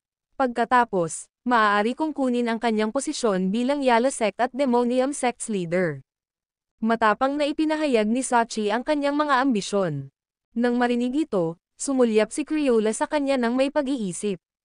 Si Weylia naman ay humagalpak ng tawa. Haha, what gives you such confidence? Naiintindihan mo ba ang sinasabi mo? May ideya ka ba kung gaano kalakas si Ivan? Hindi nag-abalang tumugon si Sachi sa mga panunuya niya. Para maibsan ang tense na atmosphere, sabi ni James habang nakangiti, the more help we can get, the better. From now onward, we're allies on the same boat. We have to work together para masira ang plano ni Ivan. Sinabi ni Crayola, una, kailangan nating maghanap ng lugar upang maiwasan ang pag-akit ng atensyon. Hinahanap ng Demonium Sect at Yala Sect ang mga powerhouse sa kaharian na ito. Magtago muna tayo at kumilos lamang pagkatapos huminahon ang mga labanan. Sige, tumanggo si Weylia. Si James at Sachi ay walang anumang pagtutol. Itinago ng 4 ang kanilang mga aura at tahimik na umalis sa lugar. Mabilis silang tumawid sa Yala Realm at hindi nagtagal ay nakarating sila sa isang sinaunang lugar. May isang sinaunang Pormasayon na nakaharang sa kanilang dinadaanan. Bagamat nabasag na ito, naglalaman pa rin ito ng malakas na puwersa. Kaya mo bang sirain? Tanong ni Weylia. Saglit na pinagmasdan ni James ang formation at sumagot ng, hindi dapat maging problema. Itinaas niya ang kanyang kamay at nagpatawag ng ilang sinaunang inscription ng Pormasayon. Ang mga inscription ay lumubog sa Pormasayon at agad na nagbago upang tumugma sa mga inscription na ginamit upang iset up ang Pormasayon. Maya-maya, may nabuong crack. Nagtatakang sinabi ni Weyria, talagang kakaiba kang tao. Ano ba talaga ang nililinang mo? Hindi pa ako nakakita o nakarinig ng mga ganitong pamamaraan. Humalaklak si James ngunit hindi nagpaliwanag sa sarili. Binago niya ang paksa, at sinabing, pumasok tayo sa loob para magtago sa ngayon. Pagkatapos magsalita, dumaan siya sa siwang sa isang iglap. Sina Weyria, Sachi, at Crayola ay nakasunod sa kanyang likuran. Matapos makapasok sa formation, nagsara ang crack. Samantala, nagbago ang tanawin sa harap ng apat. Nakakita sila ng magandang bulubundukin at mga ilog sa unahan nila. May isang higanteng tabletang bato sa hindi kalayuan na may nakaukit na mga salita. Ang stone tablet ay mukhang sira-sira ngunit naglalabas pa rin ng malakas na sword intent. Kumalat ang sword intent na parang mga alon sa karagatan. Nang makita ang mga salitang nakaukit sa tapyas na bato, napabulala si Weyria, ang sekta ng Saber. Ang video na ito ay edited by Urban Storytelling. Kabanata 4608. Tumingin si James sa nagulat na Weyria at nagtanong, ano ang Saber Sect?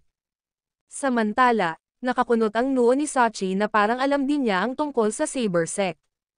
Huminga ng malalim si Weyria at nagpaliwanag, ang Saber Sect ay isang makapangyarihang puwersa na umiral ng hindi mabilang na mga taon na ang nakalipas.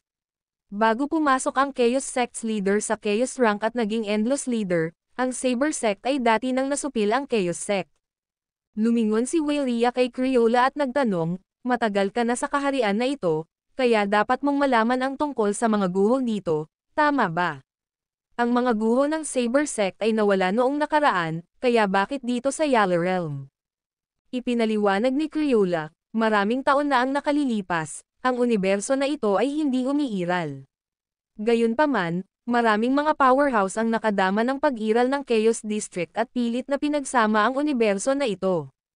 Naguguluhang tanong ni Weyria, bakit? Si James ay parehong interesado sa maraming mga lihim na umiikot sa Yala Realm. Si Sachi, na mula sa Aeternus District, ay walang kaalam-alam tungkol sa Yala Realm. Kaya, tahimik siyang tumabi at nakinig.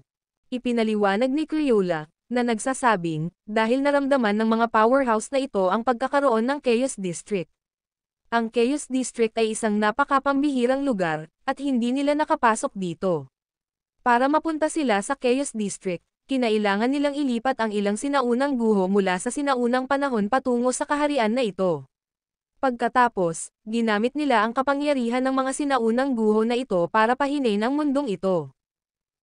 Hinawakan ni James ang kanyang baba na nag-iisip. Ang 9 na distrito ng Endlos ay may hindi mabilang na mga powerhouse. Gayunpaman, wala sa kanila ang may kakayahang pumasok sa Chaos District. Sa huli, wala silang ibang pagpipilian kundi i-project ang kanilang sarili sa Chaos District sa pamamagitan ng napakalawak na paraan. Samantala, ang Chaos Master ay may kakayahang tumagos sa Chaos at patayin ang pangunahing katawan ni Yala, na nasa isang lugar sa 9 na distrito ng Endlos. Sa paghusga mula dito, ang Chaos Master ay tiyak na isang nakakatakot na powerhouse. O, mas tiyak, ang kanyang 9 Voices of Chaos ay isang nakakatakot na pag-iral. Sa natutunan ni James, si Teresa ang tumulong at gumabay sa Chaos Master para linangin ang 9 Voices of Chaos. Pinag-isipan ni James, maaaring ang Dooms, ang Chaos Master, at Teresa ay kamag-anak sa dating Endless Lord. Ipinagpatuloy ni Crayola, na nagsasabing, kaya, hindi talaga kakaiba na mahanap ang mga guho ng Saber Sect na nawala ng hindi mabilang. Taon na ang nakalipas dito. Inalis ni James ang kanyang iniisip. Tumingin siya sa tanawing nasa harapan niya at nagtanong, anong meron dito? Nasuri mo na ba ito dati? Umiling si Crayola. Hindi, binalaan ako ni Yala na huwag pumasok sa mga restricted areas na ito dahil puno ng panganib. Kahit na nanirahan si Crayola sa Yala Realm sa loob ng maraming taon, nakipagsapalaran lamang siya sa ilang mga pinaghihigpitang lugar, na may kumpiyansa siyang mabuhay at umiwas sa mas mapanganib na mga lugar. Ang Saber Sect ay isang lugar na hindi pa niya ginalugad noon. Dahil nandito na tayo, tingnan natin. Pagkatapos magsalita, naglakad pasulong si James. Maaari kayong magpatuloy. Mananatili ako dito para gamutin ang mga sugat ko. Si Crayola ay malubhang nasugatan at ayaw makipagsapalaran sa Saber Sect. Isa na siyang powerhouse, at hindi siya interesado sa mga ordinaryong kayamanan. Bagaman nagawa ni Ivan na sirain ang kanyang clone, siya ay isang malaking powerhouse. Sa kanyang prime, hindi siya gaanong inferior kay Ivan. Nasugatan lang siya dahil wala siyang bantay laban kay Ivan at hindi niya inaasahan na sasalakayin siya nito. Sumulong si James at hindi nagtagal ay nakarating sa stone tablet. Inangat niya ang ulo niya at tiningnan ang mga salitang nakaukit sa tabletang bato Saber Sect. Ang dalawang salita ay naglalaman ng napakalakas na sword intent. Kahit na hindi mabilang na iyan ang lumipas, ang sword intent ay makapangyarihan pa rin. Ang ibig sabihin ng ordinaryong Kailamak ay hindi kailanman makakalaban sa mga kapangyarihan nito. Tanong ni James, ano ang pinagmulan ng Saber Sect? Sumagot si Weyria, ang Saber Sect ay kapantay ng kasalukuyang 9 districts leading sect. Maraming taon na ang nakalilipas, ito ay isang nangingibabaw na puwersa sa 9 na distrito. Hindi, noon, ito pa rin ang 10 distrito. Ang video na ito ay edited by Urban Storytelling. Kabanata 4609. Nagtataka, nagtanong si James, bakit nawala ang Saber Sect? Umiling si Weyria at sinabing, paano ko malalaman? Hindi na nagtanong pa si James dahil wala siyang makuhang sagot. Nagpatuloy ang grupo sa pagsulong. Hindi nagtagal, nakarating sila sa pangunahing bundok ng Saber Sect. Sa di kalayuan, ang bundok ay tila isang matalim na talam na ipinasok sa lupa. Napapaligiran ito ng hindi napapansing sword energy. Maliban kung ang isa ay isang walang katulad na powerhouse, magiging mahirap na tuklasin ang sword energy sa paligid nito. Si James at ang kanyang mga kasama ay nakatayo sa labas ng pasukan ng pangunahing bulwagan, na hindi nabubuksan sa hindi mabilang na taon. Lumapit si James, itinaas ang kamay, at sinubukang itulak ang pinto. Gayunpaman, nanatiling hindi gumagalaw ang pinto. Pinakilos niya ang lahat ng kanyang lakas at sinubukan itong muli, ngunit wala itong silbi. Ang pinto ay hindi kapani-paniwalang mabigat. Binawi ni James ang kamay niya at umatras. Matapos suriin ang pinto ng ilang sandali, sinabi ni Weyria, may restriction na inilagay sa pinto. Ang mga normal na magsasaka ay hindi kayang buksan ito. Ganun ba? Paanong hindi ko maramdaman ang paghihigpit? Sinuri ni James ang pinto at sinubukang hanapin ang paghihigpit. Gayunpaman, hindi siya nagtagumpay. Para sa kanya, ang pinto ay tila napakaordinaryo at hindi nagpapalabas ng anumang kapangyarihan. Nagpatawag si Weyria ng ilang mahiwagang inscription mula sa kanyang palad. Ang mga inscription ay lumutang sa pintuan at lumubog dito. Biglang nag-react yung pinto.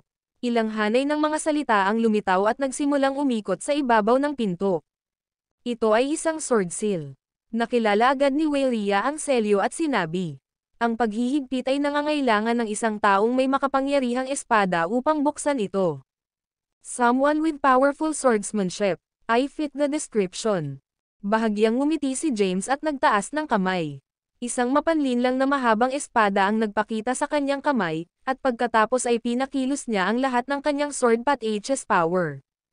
Ang kanyang mahabang espada ay naging mas maliwanag, at isang malakas na sword energy ang sumambulat patungo sa pinto. Isang nakakatakot na sword intent ang lumabas sa pinto at hinampes si James. Napabuga ng lakas si James. Bumagsak siya sa lupa at tumalsik ang isang bibig ng dugo. Sinaway siya ni Weyria, sabi ko kailangan natin ng taong may makapangyarihang espada. Bumangon si James mula sa lupa at nahihiyang sinabi, bueno, akala ko ako ay isang mahusay na eskrimador. Ipinikit ni Weyria ang kanyang mga mata at sinabing, siguro hindi mo naiintindihan kung ano ang isang bihasang eskrimador. I mean to say kailangan natin ng kahit sino man lang sa Kailam Boundless rank. Walang magawang sagot ni James, ibig sabihin malayo pa akong maging isang bihasang eskrimador. Tumingin siya kay Weyria at nagtanong, kaya maaari mo bang buksan ito? Sa aking prime, oo. Pero ngayon, hindi, sabi ni Weyria. Tumigil sa pagtatanong si James at tumalikod, naglakad patungo sa ibang lugar. Ang Saber Sect ay dating makapangyarihang puwersa noon, at tiyak na mayroon silang malalaking kayamanan na naiwan sa kanilang mga guho. Naramdaman ni James na hindi naman sila pupunta sa main hall. Kaya, nais niyang hanapin ang iba pang mga lugar. Ang video na ito ay edited by Urban Storytelling. Kabanata 4610. Sa loob ng mga guho ng Saber Sect, ang pangunahing bundok ang tanging lugar na medyo napreserba. Ang iba pang mga lugar ay nabawasan na sa mga tambak ng nibel sa lupa. Kahit na may iilan na may nakatayong mga gusali, halos buo ang mga ito. Ang Empyrean spiritual energy sa Saber Sect ay siksik. Gayunpaman, pagkatapos ng mahabang paghahanap, hindi mahanap ni James ang anumang Empyrean herbs o kayamanan. Pagkatapos niyang hanapin ang buong lugar, bumalik siya sa main hall. Tulala siyang nakaupo sa threshold ng pinto. Tumabi sa kanya sina Weylia at Sachi. Tumingin si James sa dalawang babae at nagtanong, ano ang dapat nating gawin ngayon? Dito na lang ba kayo nagtatago? Umiling si Weylia, ipinahayag na wala siyang plano. Si Sachi naman ay nanatiling tahimik. Sumuko na si James sa paghingi ng mga ideya sa kanila. Gusto niyang humanap ng paraan para makapasok sa main hall para subukan ang kanyang kapalaran sa paghahanap ng mga supernatural powers na naiwan. Sinubukan ulit ni James na buksan ang pinto. Sa kasamaang palad, ang kanyang mga pagsisikap ay walang saysay. Samantala, nag-set up na si Weylia ng time formation sa labas ng main hall para mabawi ang kanyang lakas. Nagsimula na ring magtanim si Sachi. Ang kanyang katawan ay naglabas ng sirang enerhiya, at ang kanyang mga mata ay may nakakatakot na panlilisik na para bang isang bagyo ang sama-sama sa kanya. Kung ilalabas niya ang kanyang kapangyarihan, walang alinlangang magdudulot ito ng malawakang pagkawasak. Sa lahat ng nasa cultivation, si James ay naiwan na walang magawa. Tumayo siya sa labas ng pangunahing bulwagan at tinitigan ang hindi mabilang na mahiwagang salita na umiikot sa pintuan sa unahan niya. Mr. Shrivel, maaari mo bang buksan ang selyo sa pinto? Humingi ng tulong si James sa multo ng Ancestral Blood Master. Oo, ang boses ng Ancestral Blood Master ay umalangaw-ngaw sa kanyang isipan. Napakalakas ng seal. Ubusin nito ang maraming enerhiya ko sa lalong madaling panahon, kalahating araw lang tatagal ang enerhiya ko. Kapag naubos ang enerhiya ko, mawawala ang phantom body na ito. Sumagot si James, buksan mo.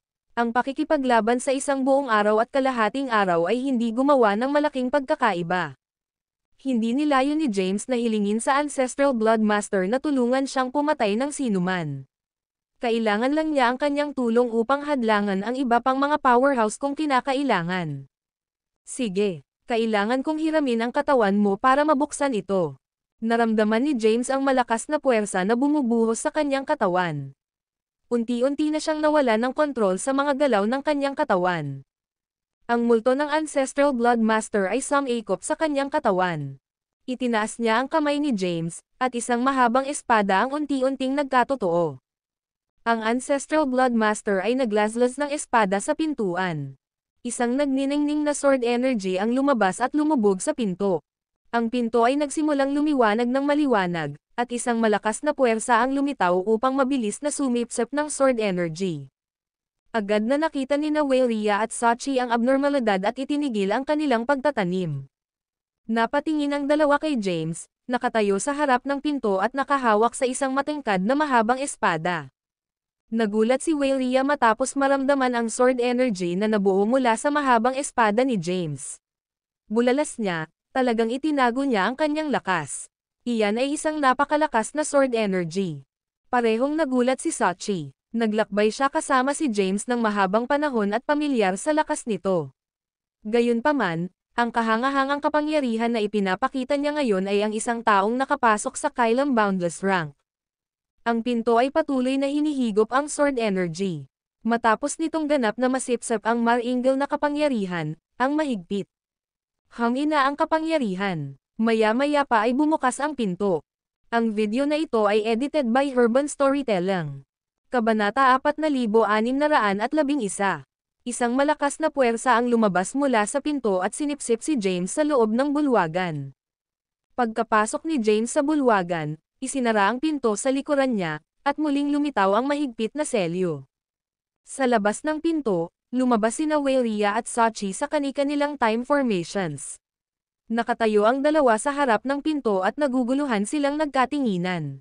Ang kailang boundless rank. Sabay-sabay silang nagsalita. Samantala, si James ay nasa loob ng isang malawak na bulwagan na may mga pattern sa nakapalibot na mga dingding. Sa pinakamataas na upuan ng bulwagan ay isang nasa katanghaliang gulang na lalaki. Naubos ko na ang kalahati ng aking enerhiya upang buksan ang pinto. Ang enerhiya ng aking phantom body ay maaaring mapunan ng Empyrean herbs o anumang mga bihirang bagay na naglalaman ng enerhiya. Sumagot si James, "Got it. Gagawin ko ang lahat ng aking makakaya upang makahanap ng mga Empyrean herbs para mapanatili ang iyong phantom body. Mas panatag akong mabuhay sa 9 district ng Endless sa tulong mo." Pagkatapos magsalita, tumingin si James sa lalaking nakaupo sa pinakamataas na upuan ng hall na may pag-uusisa. Ang lalaki ay nakasuot ng puting damit at mukhang walang bahid ng mundo. Lumakad si James, at isang mahinang simoy ng hangin ang hamampas. Agad na nalanta ang lalaking nasa pinakamataas na upuan, isang peklat na balangkas sa lugar. Lumapit si James at saglit itong pinagmasdan, pagkatapos. Ang mga pattern sa dingding ay mahiwagang mga guhit ng Katanji tanging sword moves. Universal Sword Art. Sa sandaling sinimulan ni James na suriin ang mga guhit, isang boses ang umalangaw-ngaw sa kanyang isipan. Nagulat sa lumalakas na boses, naramdaman ni James na blanko ang kanyang isip. Bigla siyang pumasok sa malatrance state, at nagsimulang gumalaw ang mga drawing sa paligid niya. Nakita ni James na nabuhay ang mga guhit at nagsagawa ng malalim na espada. Sinubukan niyang intindihin ang teknik pero bigla siyang nahimatay. Lumipas ang mahabang panahon bago siya tuluyang nagkamalay. Nang imulat niya ang kanyang mga mata, nakaramdam siya ng pagkahilo.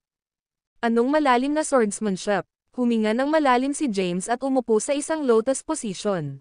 Hinimok niya ang kanyang lakas para ayusin ang sarili. Pagkaraan ng ilang sandali, mas gamaan ang pakiramdam niya. "May naiintindihan ka ba, Mr. Shrivel?" Tinanong ni James ang Ancestral Blood Master tungkol sa mga guhit. Sumagot ang Ancestral Blood Master, "Ito ay isang malalim na sword technique na nilikha ng iba't ibang path powers ng langit at lupa. Nakakatakot ang lakas nito. Sa kasamaang palad, ang mga basic lang ang naiintindihan ko, hindi ang buong teknik. Kakailanganin mo ang 1,000 paths holy body at para linangin ang lahat ng paths ng langit at lupa para maisagawa ito ng husto." Sabi nga, bagay ito. Natuwa si James matapos marinig ang kanyang sinabi. Isang sword move na nilikha gamit ang iba't ibang path ng langit at lupa na parang pinasadya para sa kanya. Hindi ko ini-expect na makakatagpo ako ng ganoong kalaking kayamanan sa loob ng pangunahing bulwagan ng Saber Sect. Tumayo si James at tiningnan ang kalansay sa pinakamataas na upuan. Yumuko siya at sinabing, "Salamat sa pag-iwan sa Universal Sword Art dito, sir." Pagkatapos niyang ipahayag ang kanyang pasasalamat, isang bakas ng puting ambon ang lumitaw mula sa balangkas at natipon upang bumuo ng isang translucent figure. Lumutang ang figure sa itaas ng main hall at tinitigan si James. Kaagad pagkatapos, isang maliwanag na hitsura ng pagkabigo ang sumilay sa kanyang mukha. Ang video na ito ay edited by Urban Storytelling. Kabanata 4612. Napansin agad ni James ang pagkadismaya sa mukha ng figure. Pansamantalang bati niya, "Sir." Ang malabong figure ay unti-unting naging pisikal na katawan. Nagtataka siyang tumingin kay James at nagtanong, "Paano ka nakapasok sa Saber Sect na may mababang cultivation base?" Itinayo ng lalaki ang porma sayon sa paligid ng Saber Sect, na ginagawang imposible para sa mga tagalabas na masira ng walang matinding lakas. Gayunpaman, isang human cultivator sa Permanence Acme rank ang lumitaw sa pangunahing bulwagan ng Saber Sect. Kaya naman, hindi ka pani-paniwalang nalilito siya sa sitwasyon. Sumagot ng totoo si James, "Totoo na wala akong lakas para sirain ang selyo." Gayunpaman, ang multo na katawan ng ang powerhouse ay naninirahan sa loob ng isang puwang na aking ginawa. Siya ang tumulong sa akin na buksan ang selyo na nakalagay sa pinto. "I see," bulong ng lalaki. Tumingin siya kay James at sinabing, "Bagaman medyo mababa ang cultivation base mo, dinala ka rito ng tadhana, at it was meant to be. At saka, ang iyong pangangatawan ay hindi ka pani-paniwalang tugma sa Universal Sword Art." Naintriga, nagtanong si James, "Ikaw ba ang nag-iwan ng Universal Sword Art dito?" Bahagyang tumango ang lalaki at sumagot, oo. Binalikan niya ang nakaraan. Pagkaraan ng mahabang panahon, sinabi niya, ang Universal Sword Art ay isang supernatural art na ginugol ko sa buong buhay ko sa paglikha. Ginawa ng pinuno ng Chaos District ang Chaos Sacred Art at nilinang ang Chaos Power upang makapasok sa hindi pa naganap na Chaos Rank. Para malampasan siya, umatras ako sa lugar na ito at ibinuhos ang aking puso sa paglikha ng supernatural power na higit sa Chaos Sacred Art. Iyon ay kung paano ipinanganak ang Universal Sword Art. Inubos nito ang lahat ng oras at lakas ko, ngunit hindi ko ito nagawang gawing perpekto. Kung hindi, ito ay naging isa sa pinakadakilang sword art na umiiral. Sayang lang at wala akong sapat na oras para tapusin ito. Itinala ko ang lahat tungkol dito sa mga batong pader dito, umaasang may papasok sa lugar na ito, magmamana nito, pagkatapos ay maperpekto ito. Nagulat si James sa sinabi niya.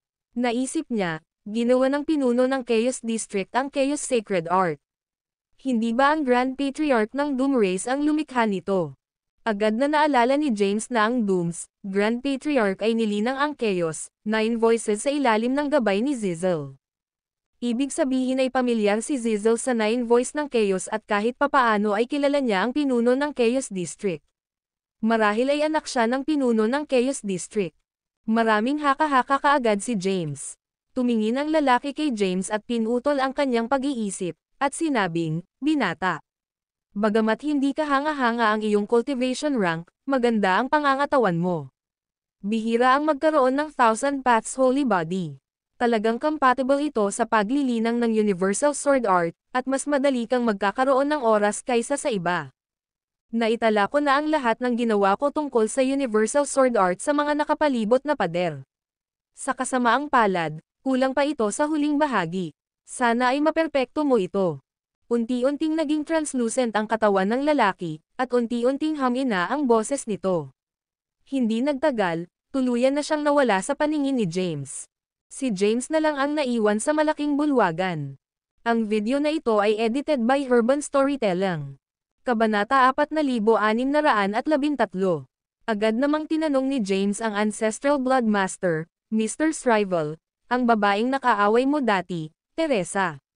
May alam ka ba tungkol sa background niya? Ang multo ng Ancestral Blood Master ay naninirahan sa loob ng selyo sa loob ng katawan ni James.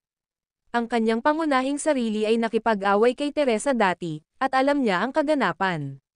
Gayunpaman, kakaunti ang alam niya tungkol sa kanya at sa kanyang clone, si Zizzle. Sumagot siya, alam ko ang kanyang pag-iral ngunit wala tungkol sa kanyang detalyadong background. Mula sa aking pag-unawa, si Teresa ay palaging isang misteryosong pag-iral. Siya ay lumitaw sa Doom Race dati at naging guro ng Chaos Master. Pagkatapos ng unang Sky Burial, nawala siya. Gayunpaman, isang misteryosong tao ang lumitaw sa Doom Race at nagsilbing personal na kasambahay ng Doom Race. Nag-isip si James, alam mo ang tungkol sa leader ng Chaos District, sa Endless Leader, at sa nakatagong ika-10 distrito ng Endless, sa Chaos District.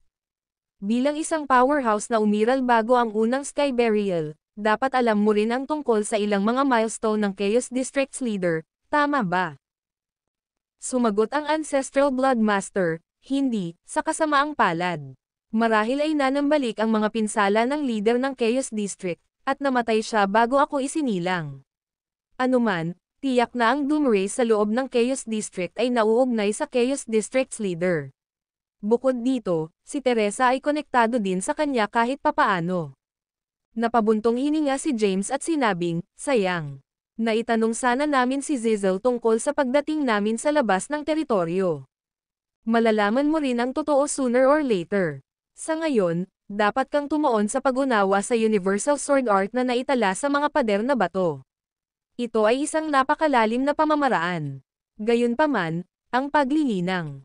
Mahirap ang mga kondisyon, at ang isa ay dapat magkaroon ng banal na katawan ng 1,000 landas.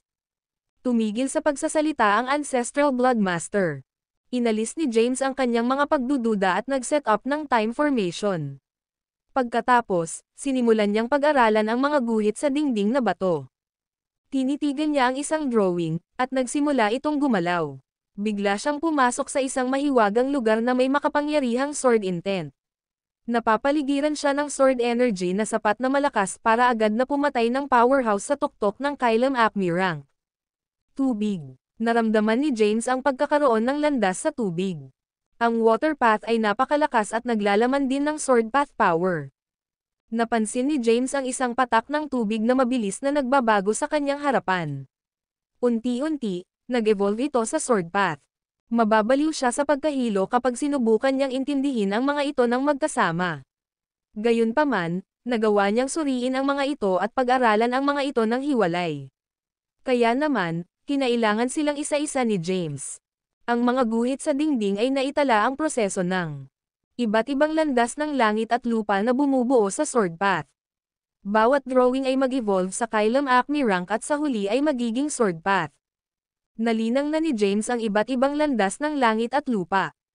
Kaya, madali para sa kanya na maunawaan ang Universal Sword Art. Lumipas ang oras nang hindi niya namamalayan habang nag-aaral siya ng Universal Sword Art.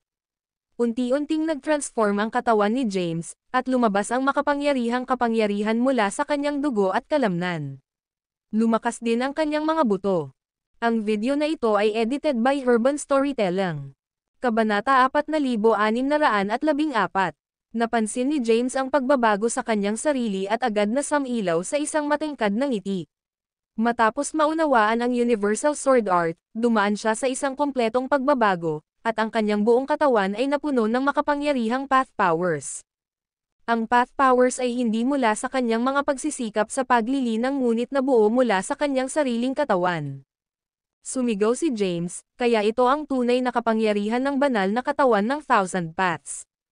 Ang kanyang buong katawan ay naglabas ng path powers ng langit at lupa nang hindi niya kailangang pakilyusan ang mga ito. Matapos magising ang Thousand Paths holy body ni James, ang kanyang omniscience path ay bumuti din at umabot sa huling yugto ng ika-9 na yugto. Dagdag pa rito, ang kanyang pisikal na lakas, bloodline power, at spiritual power ay tumaas din. Naramdaman ni James ang mga pagbabago dahil sa banal na katawan ng Thousand Paths at napabulalas ng kamangha-manghang.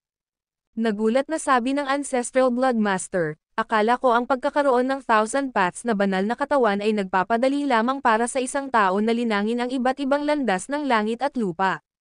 Hindi ko inaasahan na may mangyayaring paggising. Talagang nakakatakot ang Thousand Paths holy body ni James. Siya ay nagkaroon lamang ng isang paunang pag-unawa sa Universal Sword Art at hindi na ito maaaring linangin pa dahil sa kanyang limitadong cultivation base. Malayo pa siya sa pagiging perpekto nito. Masyadong mahina pa rin ang aking cultivation base. Kailangan kong mag-improve sa lalong madaling panahon, maabot ang huling yugto ng Permanence Acme rank, at pumasok sa Permanence Boundless rank. Si James ay sabik na magtanim. Gayunpaman, gumugol na siya ng maraming oras sa pag-aaral ng Universal Sword Art at walang alam sa sitwasyon sa labas. Ikinalat niya ang pagbuo ng oras at nalaman na 100,000 taon na ang lumipas. Nagtataka ako kung ano ang sitwasyon sa labas ngayon. Nagplano si James na umalis sa ngayon. Dahil nakuha na niya ang Universal Sword Art, wala nang natira sa hall para makuha niya.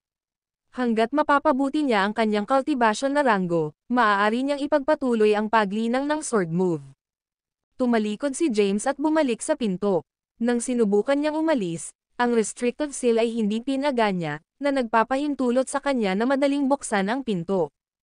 Habang naglalakad siya palabas, nagsimulang kumalat at mawala ang mga mahiwagang guhit sa dingding. Napansin ni James na naglalaho sila ngunit hindi ito pinansin. Naglakad siya palabas ng bulwagan, at isinara ang pinto sa likuran niya. Sa wakas nakabalik ka na. Agad namang lumapit si Waylia at pinagmasdan siya. Napansin niyang iba si James sa bago ito pumasok.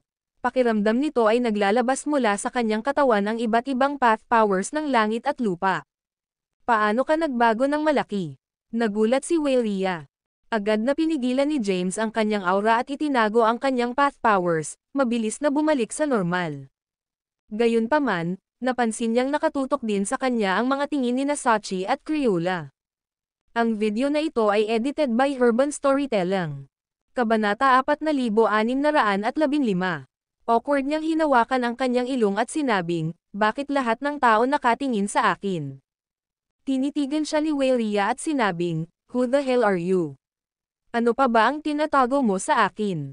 Ngumiti si James at sinabing, anong ibig mong sabihin? Wala akong tinatago. Nakabawi ka na ba sa lakas mo? Saglit na pinagmasdan ni Wayria si James ngunit hindi niya ito moari. Bumigay siya at mahinang umiling bilang sagot sa tanong nito. Pagkatapos, sinabi niya, paano ako makakabawi ng ganoon kadali? Gayunpaman, mas mahusay na ako kaysa sa 100,000 taon na ang nakalipas. Lumingon si James kay Crayola at tinanong, ano naman sa iyo? Naka-recover ka na ba sa mga sugat mo? Umiling din si Crayola at sumagot, hindi, ngunit hindi ito makakaapekto sa lakas ko sa pakikipaglaban. Hindi na tayo maaaring mag-aksaya pa ng oras. 100,000 taon na ang nakalipas. Kailangan na nating umalis sa lalong madaling panahon upang matigil ang muling pagkabuhay ni Yala. Tumingin si James kay Sachi. Pagkatapos ng 100,000 taon na hindi siya nakita, mas lumalamig ang aura na nagmumula sa kanya. Tumabi siya na parang iceberg na nagbuga ng malamig na hangin. Sa kabila ng napansin niyang pagbabago, walang sinabi si James sa kanya. Tara na, sabi ni James, pagkatapos ay nagsimulang bumaba patungo sa paanan ng bundok. Sinundan siya ng lahat. Hindi nagtagal, umalis na sila sa bulubundukin at wala na sa pormasayon. Ang lahat sa paligid nila ay magulo, at hindi mabilang na mga bitek ang makikita sa nakapalibot na kawalan. Kahit na ang heavenly path ng universo ay hindi kayang ayusin ang pinsala. Maliwanag na matitinding labanan ang naganap sa loob ng 100,000 taon na ito.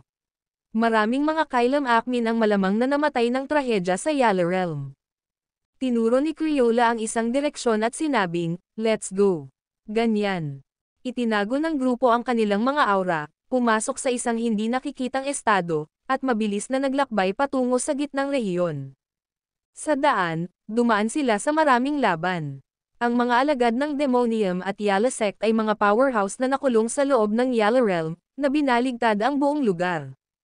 Hindi gaanong pinansin ng grupo ni James ang mga labanan sa kanilang paligid at mabilis na umusad. Hindi nagtagal, nakarating sila sa gitnang rehiyon ng Yala Realm. Sa unahan nila ay isang espiritual na bundok na may makapangyarihang pormasayon. Ang hindi mabilang na mga alagad ng Demonium at Yala Sect ay nakabantay sa labas nito. Nagtago ang grupo at pinagmasdan ang espiritual na bundok. Bumulong si James, ano ang dapat nating gawin ngayon? Napakaraming gwardya sa paligid ng formation. Hindi tayo makakalapit ng walang tunog. Matutuklasan tayo kapag malapit na tayo sa kanila. Kailangan nating gumawa ng paraan ng may puwersa. Hindi kumpiyansa si James sa puwersahang pagbibigay daan sa formation. Kahit may preliminary siya.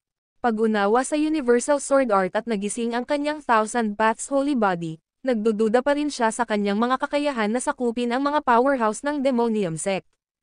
Sinabi ni Wayria, kailangan nating makabuo ng isang mas mahusay na plano. Tumingin siya kay James at nagtanong, maaari mo ba kaming lampasan ang pormasayon nang hindi ito masira? Saglit na pinagmasdan ni James ang pormasayon. Bagamat malakas at malalim ang pormasayon, naiintindihan niya ito ng may sapat na oras. Oo, ngunit kailangan ko ng ilang oras upang pag-aralan ito. Sabi ni Sachi, may paraan ako para mas mapalapit ka. Napalingon ang lahat kay Sachi. Ipinaliwanag ni Sachi, ako ay isang elder sa Demonium Sect, kaya may autoridad akong magayos ng mga bantay sa paligid ng formation. Sumagot si Wayria, great. Ay lapit mo si James sa formation, para tahimik niyang mabuksan ang isang daanan sa formation. Maghihintay kami ni Crayola sa labas bilang backup. Matapos makabuo ng isang plano, ikanaway ni Wayria ang kanyang kamay at nagpatawag ng ilang rune. Pagkatapos, ipinamahagi niya ang mga ito sa kanilang grupo. Lahat ay kumuha ng isang rune. Magagamit natin ang rune para makipag-ugnayan sa isa't isa. Pagkatapos ng diskusyon, umalis na sina Sachi at James. Ginamit ni Sachi ang kanyang katayuan bilang elder ng Demonium Sect, at itinago ni James ang kanyang sarili bilang isa sa kanyang mga tagasunod. Sa halip na dumiretso sa formation, dinala ni Sachi si James sa Demonium Palace.